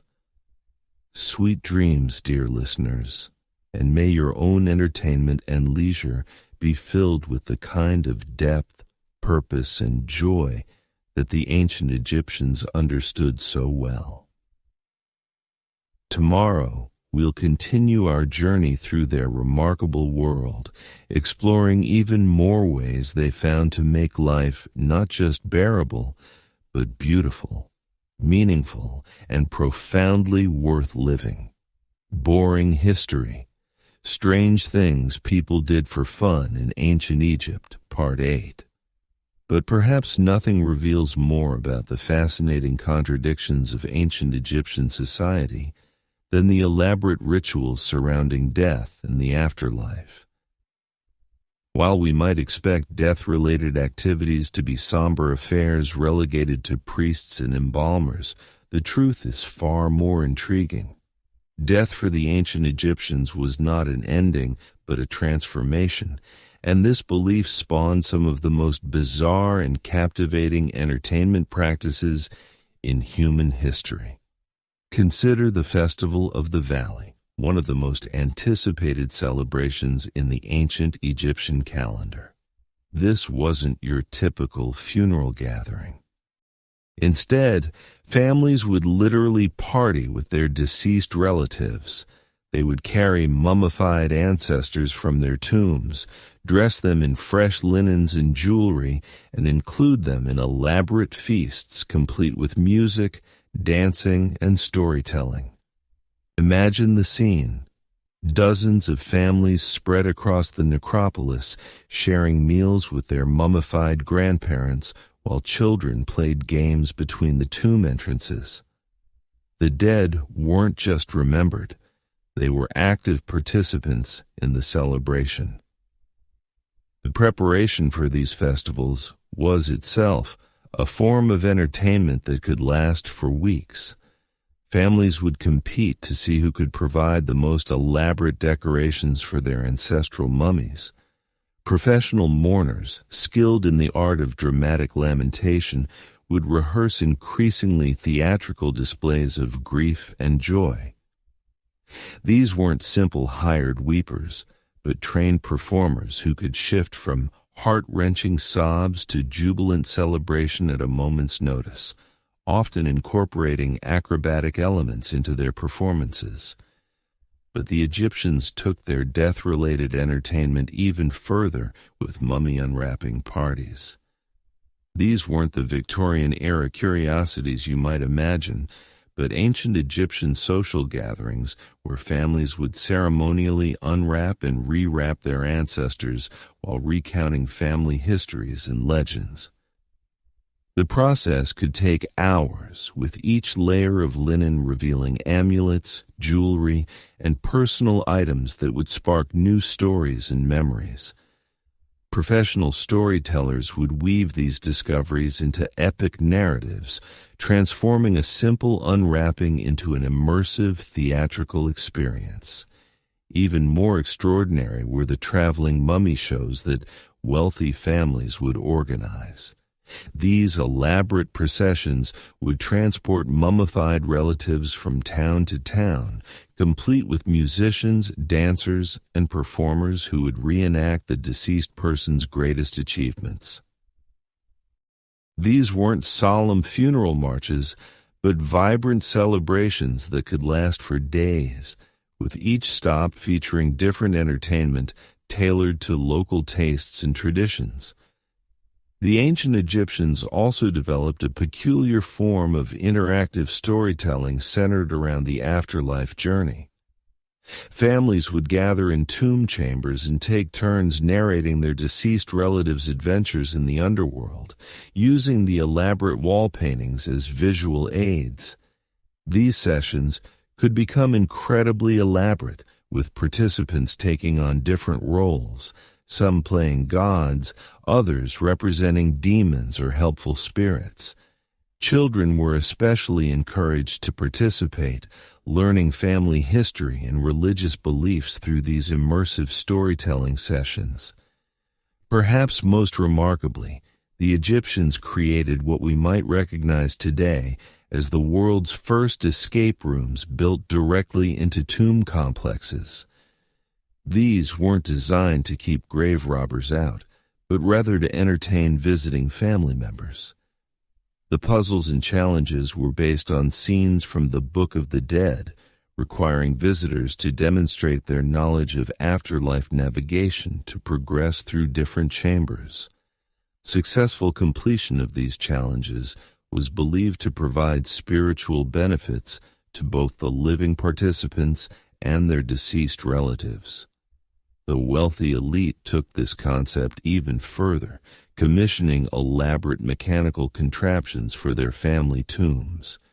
These devices, operated by hidden counterweights and water systems, could create moving statues, opening and closing doors, and even simulated conversations with the dead through cleverly hidden speaking tubes operated by concealed priests. Visiting these tombs became a form of entertainment that combined religious devotion with technological marvel.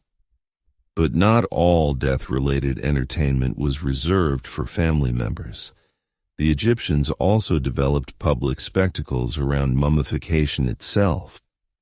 Skilled embalmers would sometimes perform their craft in public squares during major festivals, turning the preservation process into educational entertainment. Crowds would gather to watch master embalmers demonstrate their techniques on practice bodies, often accompanied by musicians and storytellers who would explain the religious significance of each step.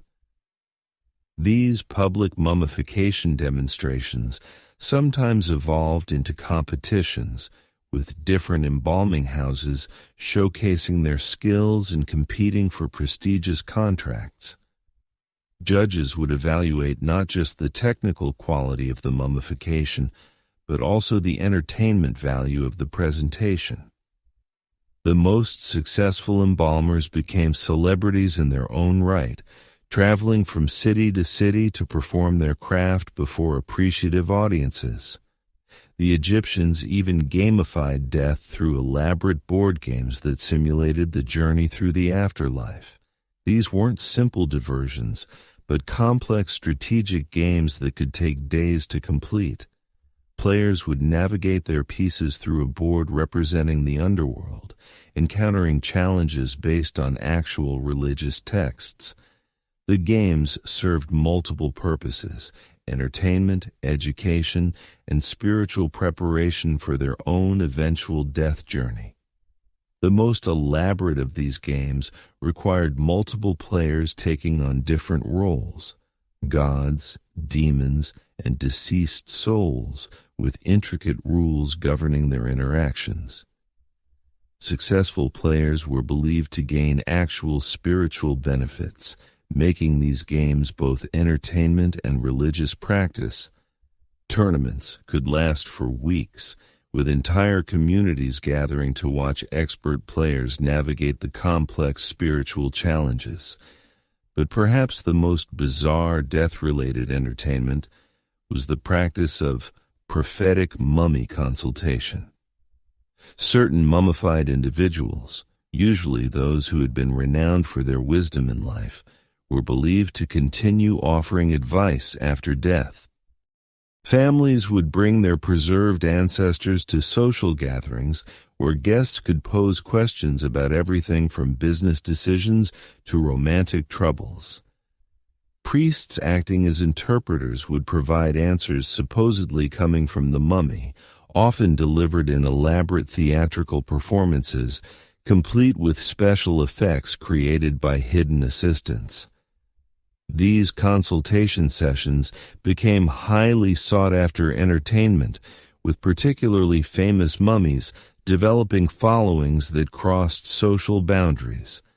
Wealthy patrons would compete to host these events, turning their homes into temporary oracles where the living and dead could supposedly interact. The most skilled priest-interpreters became entertainers in their own right, developing signature styles and loyal audiences who would follow them from consultation to consultation.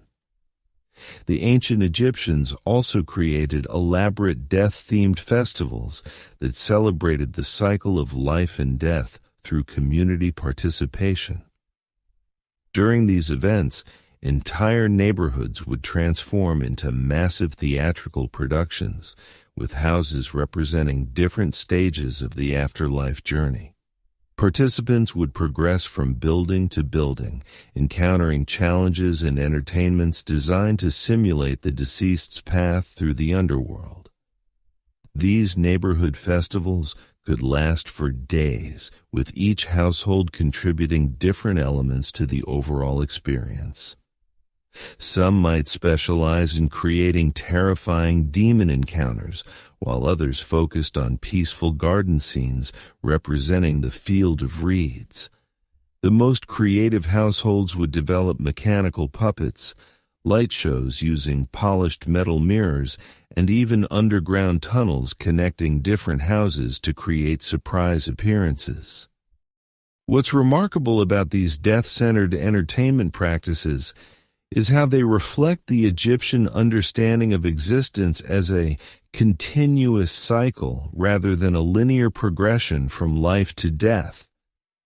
Their games, festivals, and performances didn't morbidly dwell on death, but rather celebrated it as another form of existence worthy of joy, creativity, and community participation.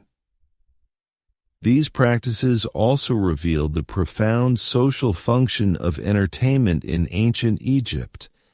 By involving the entire community in death-related celebrations, the Egyptians created support networks that helped families cope with loss while maintaining connections to their ancestors.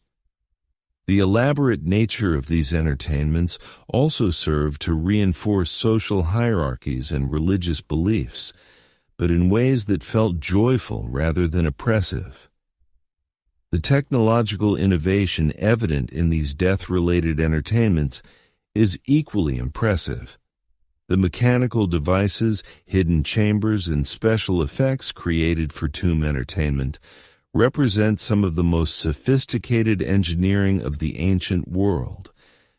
These weren't just religious artifacts, but entertainment technologies that required advanced knowledge of physics, hydraulics, and acoustics.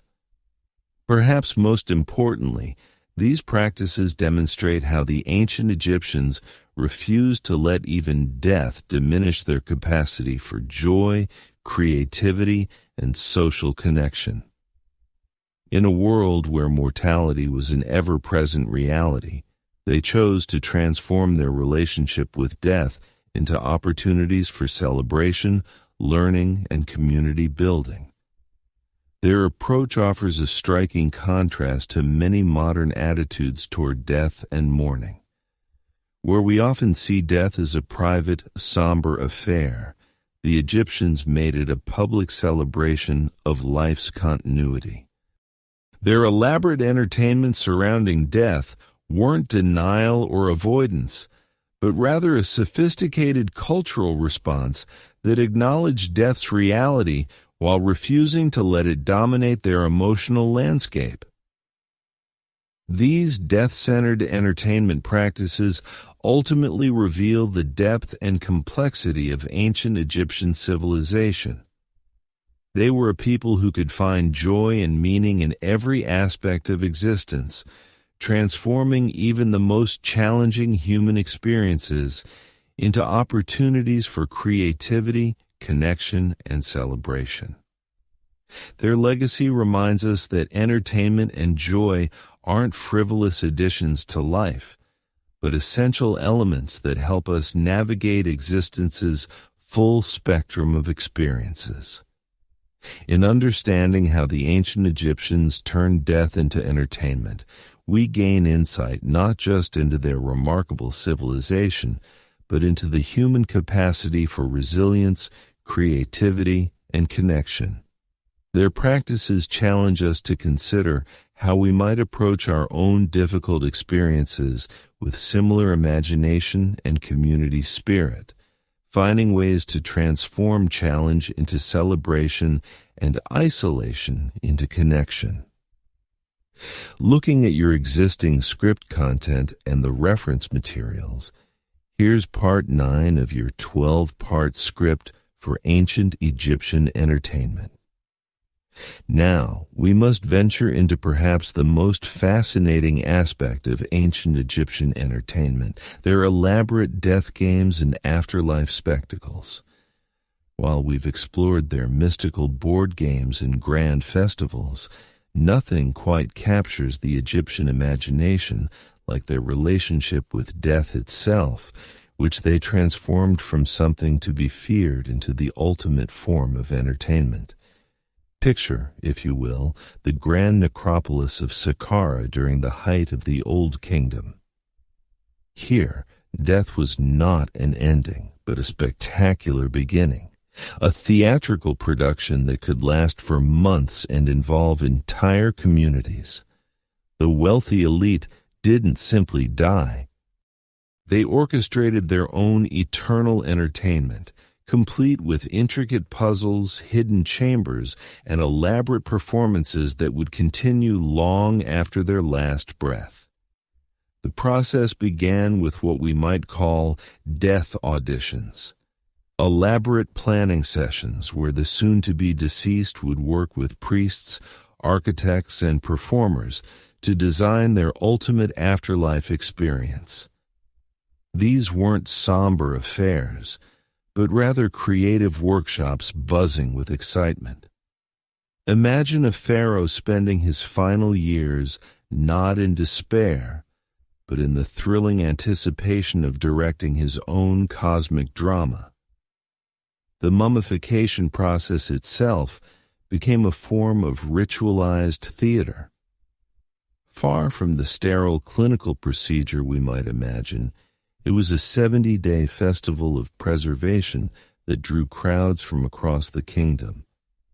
Spectators would gather to witness the careful choreography of the embalmers who performed their sacred duties with the precision of master performers.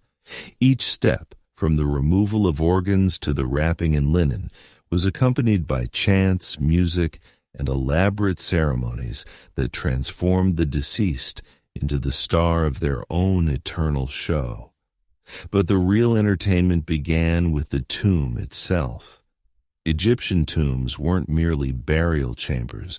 They were elaborate escape rooms designed to challenge and delight both the deceased and future visitors. The wealthy would commission architects to create mind-bending puzzles, secret passages, and booby traps that would keep grave robbers at bay while providing endless amusement for the departed soul navigating the afterlife. The tomb of Khamenei, son of Ramesses II, featured what archaeologists now recognize as one of history's first interactive entertainment complexes. Visitors, both living and dead, could trigger mechanical devices that would animate painted figures on the walls, creating primitive but effective moving pictures that told the story of the deceased's journey through the underworld. These weren't static paintings, but dynamic narratives that unfolded as viewers solved riddles and activated hidden mechanisms. The walls themselves became canvases for what we might call the world's first immersive storytelling experiences. The famous tomb paintings we admire today weren't just art. They were interactive entertainment systems, Priests would guide visitors through elaborate tours, using torchlight to animate the figures and create shadow plays that brought the painted scenes to life. The flickering flames would make the painted dancers appear to move, the musicians seem to play, and the hunting scenes come alive with motion and drama. These tomb entertainments served multiple purposes within Egyptian society. For the living, they provided a unique form of recreational activity that combined education, spiritual reflection, and pure spectacle. Families would organize elaborate picnics in the courtyards of tombs, treating these sacred spaces as entertainment venues where they could commune with their ancestors while enjoying music, dance, and storytelling. The deceased, according to Egyptian belief, continued to participate in these entertainments. The elaborate false doors found in many tombs weren't merely symbolic. They were believed to be functional portals through which the dead could emerge to join the festivities. Tomb owners would commission ongoing performances, ensuring that professional entertainers would regularly visit their burial sites to perform for both the living visitors and the deceased occupants. Perhaps most remarkably, the Egyptians developed what we might call death tourism, organized expeditions to visit famous tombs and participate in their associated entertainments.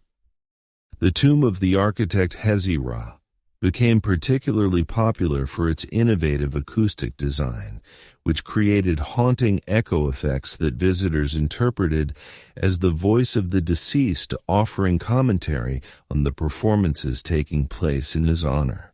The practice of tomb theater reached its zenith during the New Kingdom, when wealthy Egyptians began commissioning fully functional performance spaces within their burial complexes.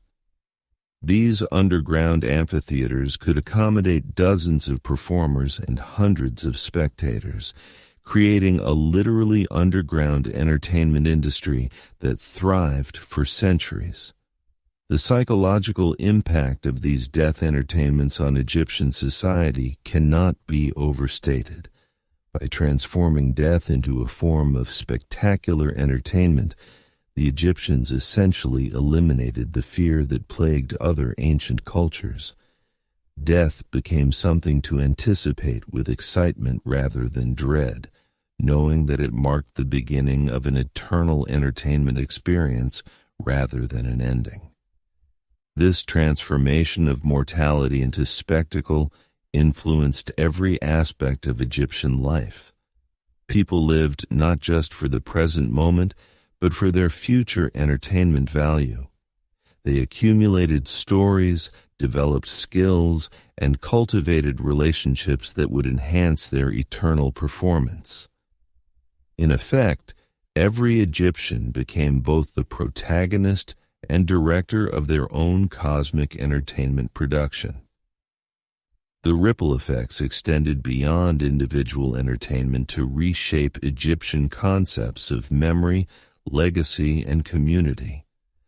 The dead weren't forgotten or mourned in the traditional sense. They became permanent cast members in an ongoing community theater production that spanned generations. Families would visit tombs not to grieve, but to participate in elaborate entertainments that kept the memory of their ancestors vibrantly alive. These death spectacles also served as powerful tools for social cohesion and cultural transmission. The stories told in tombs, the puzzles solved, and the performances witnessed all served to reinforce Egyptian values, beliefs, and traditions. Children learned about their heritage not through dry recitation, but through thrilling adventures in the elaborate entertainment complexes of the dead. The economic impact was equally significant. The death entertainment industry employed thousands of craftsmen, performers, architects, and priests, creating an entire economic sector devoted to posthumous pleasure. Tomb construction became one of Egypt's largest industries, not merely for religious reasons, but because these elaborate entertainment complexes required massive resources and sophisticated planning. Modern archaeologists continue to discover new layers of these ancient entertainment systems. Recent excavations have revealed tombs equipped with hydraulic mechanisms that could create fountain displays, acoustic chambers designed to amplify and distort sound for dramatic effect, and even primitive automated systems that could trigger sequences of lights and sounds to create immersive experiences that would impress visitors centuries after their creation. The sophistication of these death entertainments reveals a civilization that had mastered not just the practical aspects of life, but had elevated the very concept of entertainment to cosmic proportions. The Egyptians understood that true entertainment transcends the boundaries between life and death, creating experiences that could provide joy, wonder, and meaning across the vast expanse of eternity. As we stand today in the shadow of these ancient monuments, we're not just viewing archaeological artifacts, but witnessing the remains of the world's most ambitious entertainment project, a civilization-wide effort to transform death itself into the ultimate form of recreational activity. The Egyptians succeeded in creating entertainment that was literally timeless, providing amusement and wonder that continues to captivate audiences thousands of years after the last performance ended. Boring history. Strange things. People did for fun in ancient Egypt, Part 10. The elaborate festivals and death rituals of ancient Egypt were not merely entertainment, they were sophisticated mechanisms of social engineering that transformed the most primal human experiences into spectacles of collective meaning. But beyond these grand displays lay another layer of Egyptian entertainment culture, one that reveals perhaps the most fascinating aspect of how this civilization understood pleasure, power, and the human condition itself. The Egyptians possessed what we might call an institutionalized approach to fun, a systematic method of organizing leisure that served multiple masters simultaneously.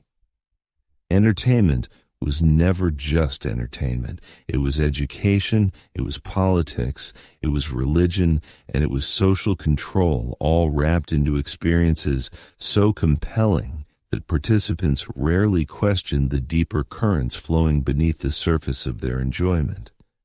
Consider the phenomenon of Egyptian sporting competitions, which evolved far beyond simple athletic contests into elaborate theatrical productions that could last for weeks. The most spectacular of these were the river festivals, where entire communities would gather along the Nile to witness competitions that combined athleticism with religious ceremony and political messaging in ways that would make modern event planners weep with envy. The Festival of Opet, held annually in Thebes, exemplifies this multi-layered approach to entertainment. What appeared to be a celebration of the god Amun's journey from Karnak to Luxor was actually a masterpiece of ancient edutainment. Spectators would line the riverbanks for miles, watching as elaborately decorated barges carried the sacred statues of the gods down the Nile, accompanied by hundreds of performers, musicians, and athletes competing in synchronized swimming displays, wrestling matches, and boat races that told the story of creation itself. But here's where it gets really interesting. These festivals weren't just watched, they were participated in by people from every social class, creating temporary communities where normal hierarchies were suspended or even inverted. Slaves could compete against nobles in certain events, women could judge male competitors, and children could mock their elders in sanctioned comedy performances. For brief, carefully controlled periods, Egyptian society turned itself upside down in the name of entertainment. The psychological sophistication of this approach becomes clear when we examine the records kept by festival organizers. Yes, they actually had ancient event planners who documented attendance, crowd reactions, and the effectiveness of different entertainment strategies.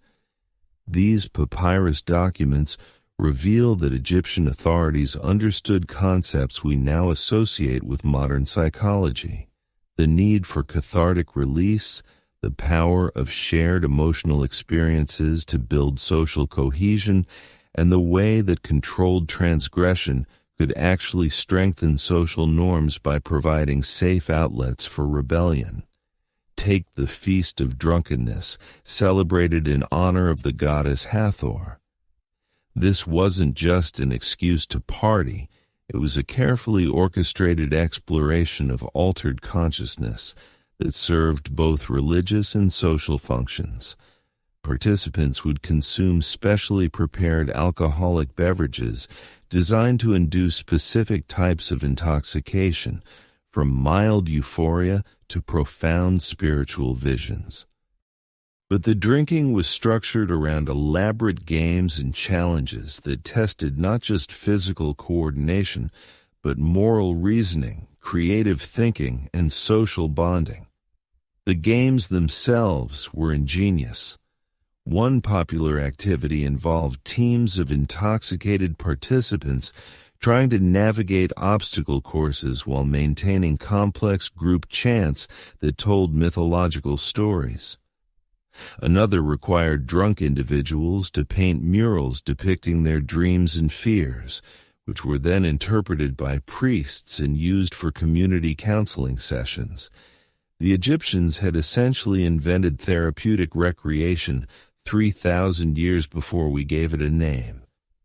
But perhaps the most remarkable aspect of Egyptian entertainment culture was their development of what we might call immersive reality experiences, elaborate role-playing events that could last for months and involve entire cities. The most famous of these was the annual Judgment, where communities would reenact the mythological trial of Osiris, with ordinary citizens playing the roles of gods, demons, and cosmic forces. These weren't simple pageants. Participants underwent extensive preparation, learning not just their roles, but the philosophical and theological principles behind them. They studied acting techniques, practiced ritualized combat, and mastered the complex musical and poetic traditions associated with their characters. When the event finally began, the entire community would be transformed into a living mythology where every interaction carried deeper meaning and every decision had cosmic significance. The psychological impact of these experiences was profound. Participants reported lasting changes in their worldview, their relationships, and their understanding of their place in the cosmic order. Modern researchers studying these ancient accounts have identified parallels with contemporary immersive theater, virtual reality experiences, and even modern therapeutic techniques like psychodrama. What made these Egyptian entertainment formats so effective was their integration of multiple sensory modalities and meaning-making systems. A single festival might combine visual spectacle, musical performance, physical challenge, intellectual puzzle solving, spiritual practice, social bonding, and political education into a seamless whole that engaged participants on every level of their being. The Egyptians also understood something that modern entertainment often forgets: the power of genuine stakes. Their games and competitions weren't just diversions. They had real consequences for participants' social status, economic opportunities, and even their prospects in the afterlife. When you're competing in a chariot race that will determine not just who wins a prize, but who gets to marry the pharaoh's daughter, or who earns the right to be buried in a particular cemetery, the entertainment takes on a weight and intensity that makes modern sports seem almost trivial by comparison. This integration of entertainment with life's most important decisions created a culture where fun was never frivolous. Every joke, every game, every festival was an opportunity for personal growth, social advancement, and spiritual development. The Egyptians had created a civilization where entertainment and meaning were so thoroughly intertwined that the very concept of mere amusement would have seemed bizarre. The decline of this entertainment culture offers sobering lessons for our own time. As Egypt was conquered by successive empires, Persian, Greek, Roman, the new rulers often maintained the surface forms of Egyptian festivals and games while stripping away their deeper meaning and social function. The result was entertainment that looked similar but felt hollow, spectacle without substance, fun without purpose. The Roman-era accounts of Egyptian festivals describe events that were more elaborate and expensive than ever before, but somehow less satisfying to participants. The careful balance between individual pleasure and collective meaning had been lost, replaced by a more familiar pattern of passive consumption and hierarchical display.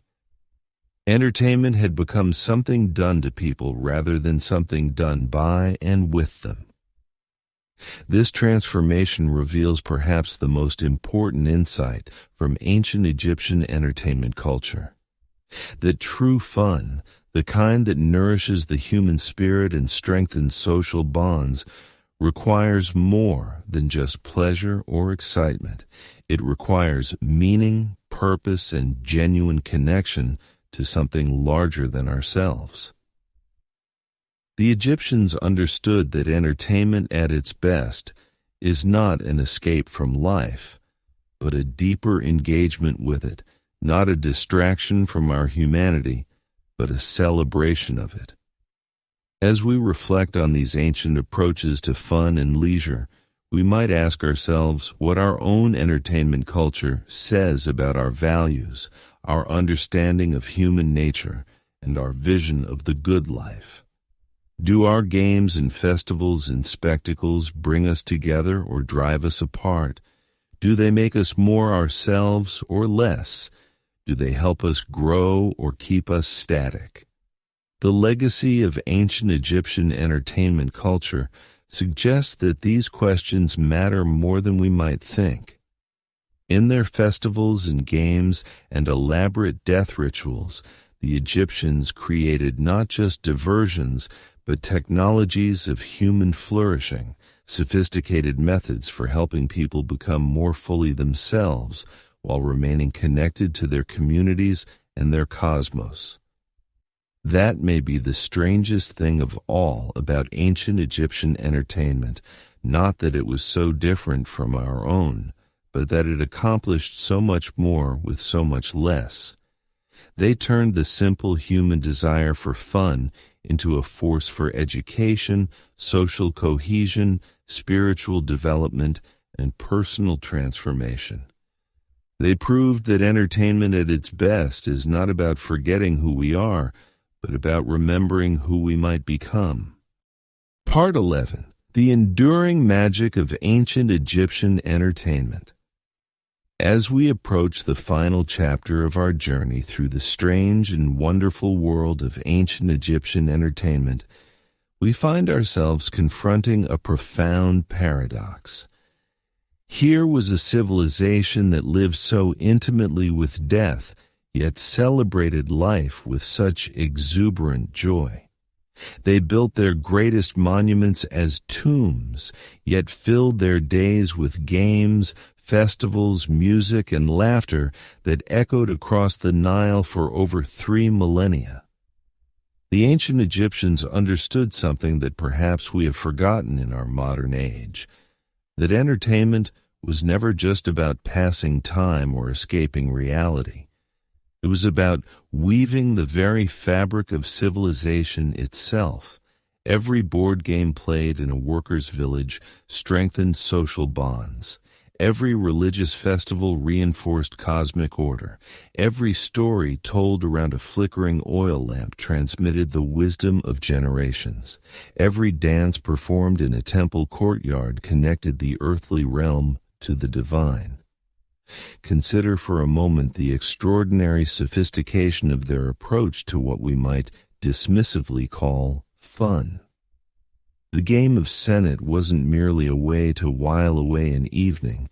It was a cosmic journey that prepared the soul for the afterlife while teaching strategy, patience, and acceptance of fate. The great festivals weren't simply excuses for revelry. They were carefully orchestrated events that renewed the social contract between pharaoh and people, reinforced religious beliefs, and provided essential psychological release from the hardships of daily life. The Egyptians created entertainment that served multiple masters simultaneously. A royal hunt wasn't just sport, it was political theater, religious ritual, and military training rolled into one spectacular performance. A storytelling session wasn't just idle chatter. It was education, moral instruction, and community bonding wrapped in the irresistible package of narrative. A musical performance wasn't just aesthetic pleasure. It was spiritual communion, emotional catharsis, and cultural preservation harmonized into something transcendent. What strikes us most forcefully as we survey this vast landscape of ancient entertainment is how deliberately and thoughtfully it was constructed. Nothing was left to chance. Every game had rules that reflected cosmic principles. Every festival followed calendars that aligned with celestial movements. Every story carried moral lessons that reinforced social values. Every song preserved historical memories or religious truths. The Egyptians didn't stumble into their entertainment culture. They architected it with the same precision they brought to their pyramids and temples. This systematic approach created something remarkable, a civilization where entertainment wasn't separate from the serious business of life, but integral to it. The boundary between sacred and secular, between work and play, between education and amusement, was fluid and permeable. A pharaoh's coronation was simultaneously a religious ceremony, a political statement, and a spectacular entertainment. A funeral was at once a solemn ritual, a celebration of life, and an elaborate performance that could last for months. The technological innovations they developed in service of entertainment were staggering. They created some of the world's first board games with complex rules and beautiful craftsmanship. They developed musical instruments of remarkable sophistication and variety. They pioneered theatrical techniques that wouldn't be seen again until classical Greece. They invented cosmetics, perfumes, and decorative arts that turned personal adornment into high art. They created architectural spaces specifically designed for entertainment, from intimate garden pavilions to massive festival courtyards that could accommodate thousands. But perhaps most importantly, they understood that entertainment was a fundamental human need that couldn't be suppressed or ignored. Rather than viewing it as frivolous distraction from more important matters, they recognized it as essential fuel for the human spirit. They saw that people who played together, celebrated together, and shared stories together formed stronger communities. They understood that laughter and joy weren't luxuries to be rationed, but necessities to be cultivated. This wisdom seems almost revolutionary when viewed from our contemporary perspective, where entertainment is often dismissed as trivial or criticized as escapist. The Egyptians would have found such attitudes baffling. For them, entertainment wasn't escape from life. It was engagement with life at its deepest level. It was how they processed the mysteries of existence, transmitted their values, and created meaning from the raw materials of human experience. The legacy of their approach resonates through history in ways both obvious and subtle. The Olympic Games that still captivate billions today echo the competitive festivals that drew crowds to ancient Memphis and Thebes. The board games that families gather around during holidays trace their lineage back to the gaming boards found in Egyptian tombs. The stories we tell our children before bed carry forward the tradition of narrative entertainment that flourished along the Nile thousands of years ago. Even our modern understanding of celebrity and spectacle owes something to the Egyptians, who elevated their pharaohs to divine status and created elaborate public performances around their every appearance. The concept of themed entertainment, where immersive experiences transport participants to other worlds, has its roots in the Egyptian festivals that transformed entire cities into stages for mythological dramas. But the Egyptian approach to entertainment also contained darker currents that we cannot ignore. The same civilization that created beautiful music and poetry also found amusement in gladiatorial combat and public executions. The same people who played gentle board games also enjoyed brutal animal hunts and warfare. The same culture that celebrated life also practiced human sacrifice and elaborate rituals of death. This complexity reminds us that entertainment has always been a double-edged sword, capable of both elevating and degrading the human spirit. The Egyptians themselves seemed aware of this duality. Their art and literature contained numerous warnings about excess and moral corruption. They understood that entertainment could become addiction, that pleasure could become vice, that spectacle could become cruelty. Their religious and philosophical traditions emphasized balance and moderation, seeking to harness the power of entertainment while avoiding its pitfalls. As we stand at the end of our exploration, we're left with profound questions about our own relationship with entertainment. In an age of digital distractions and virtual realities, what can we learn from a civilization that viewed entertainment as sacred duty? In a time when we often consume entertainment passively and individually, what wisdom might we glean from people who created it actively and communally? In an era when entertainment is often separated from meaning and purpose, how might we recapture the Egyptian integration of fun and significance? The ancient Egyptians offer us a vision of entertainment as something more than mere diversion. They show us how play can be profound, how spectacle can be spiritual, how fun can be fundamental to human flourishing. They remind us that the things we do for joy and pleasure aren't separate from the serious business of building civilization. They are essential to it. Their legacy challenges us to think more deeply about the role of entertainment in our own lives and societies. It invites us to consider whether our modern entertainment culture truly serves human needs or merely exploits them. It encourages us to ask whether we're creating forms of fun that strengthen communities and transmit wisdom, or simply consuming products that isolate us and diminish us. The strange things the ancient Egyptians did for fun weren't really so strange after all. They were profound expressions of human creativity, ingenuity, and social intelligence. They were attempts to make sense of existence, to find joy in difficulty, to create bonds that transcended individual mortality. They were, in short, deeply human responses to the eternal challenge of how to live meaningfully in an uncertain world. And in that sense, perhaps we are not so different from those ancient people dancing in temple courtyards, playing games by lamplight, and telling stories under desert stars. We too seek meaning in our entertainment. We too use play to process reality.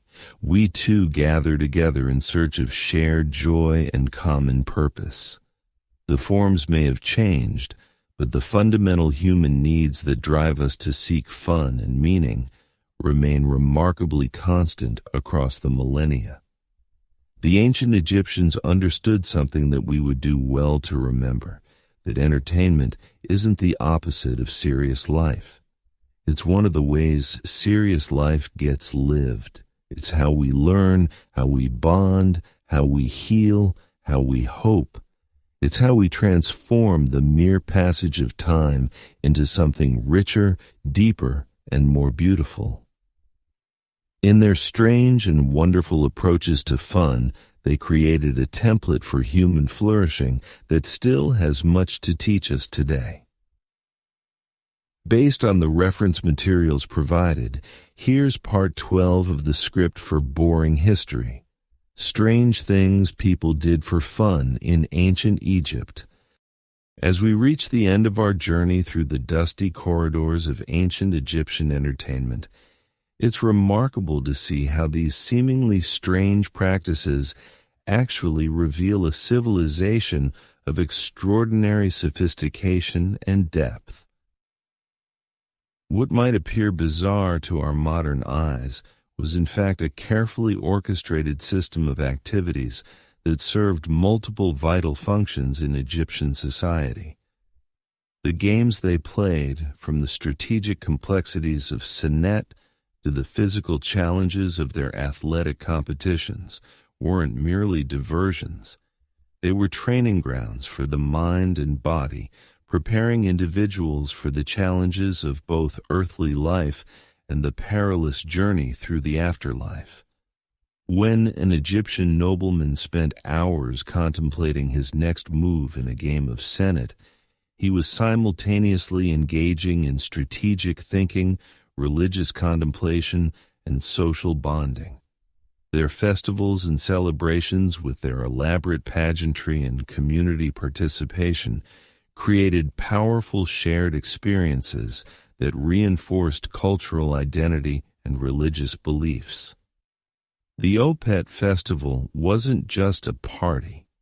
It was a massive communal affirmation of divine order and social cohesion. These events brought together people from all walks of life, from the highest priest to the humblest farmer, creating bonds that strengthened the entire civilization. Even their most unsettling practices, the human sacrifices and violent spectacles that seem so alien to us today, served specific cultural functions. They reinforced power structures, provided outlets for aggression, and created dramatic demonstrations of divine authority that helped maintain social order in a complex society. Perhaps most fascinating is how the Egyptians seamlessly blended the sacred and the profane in their entertainment. Their tomb experiences weren't just morbid fascinations with death, but sophisticated attempts to transform mortality into meaning. They turned the ultimate human fear into a source of communal strength and individual purpose. The theatrical performances and storytelling traditions they developed didn't just entertain. They educated through dramatic retellings of mythological tales and historical events. They transmitted crucial cultural knowledge across generations. A child watching a performance about the gods wasn't just being entertained. They were receiving a comprehensive education in theology, ethics, and social expectations. Their innovations in role-playing and social reversals during festivals provided crucial psychological outlets in a highly stratified society.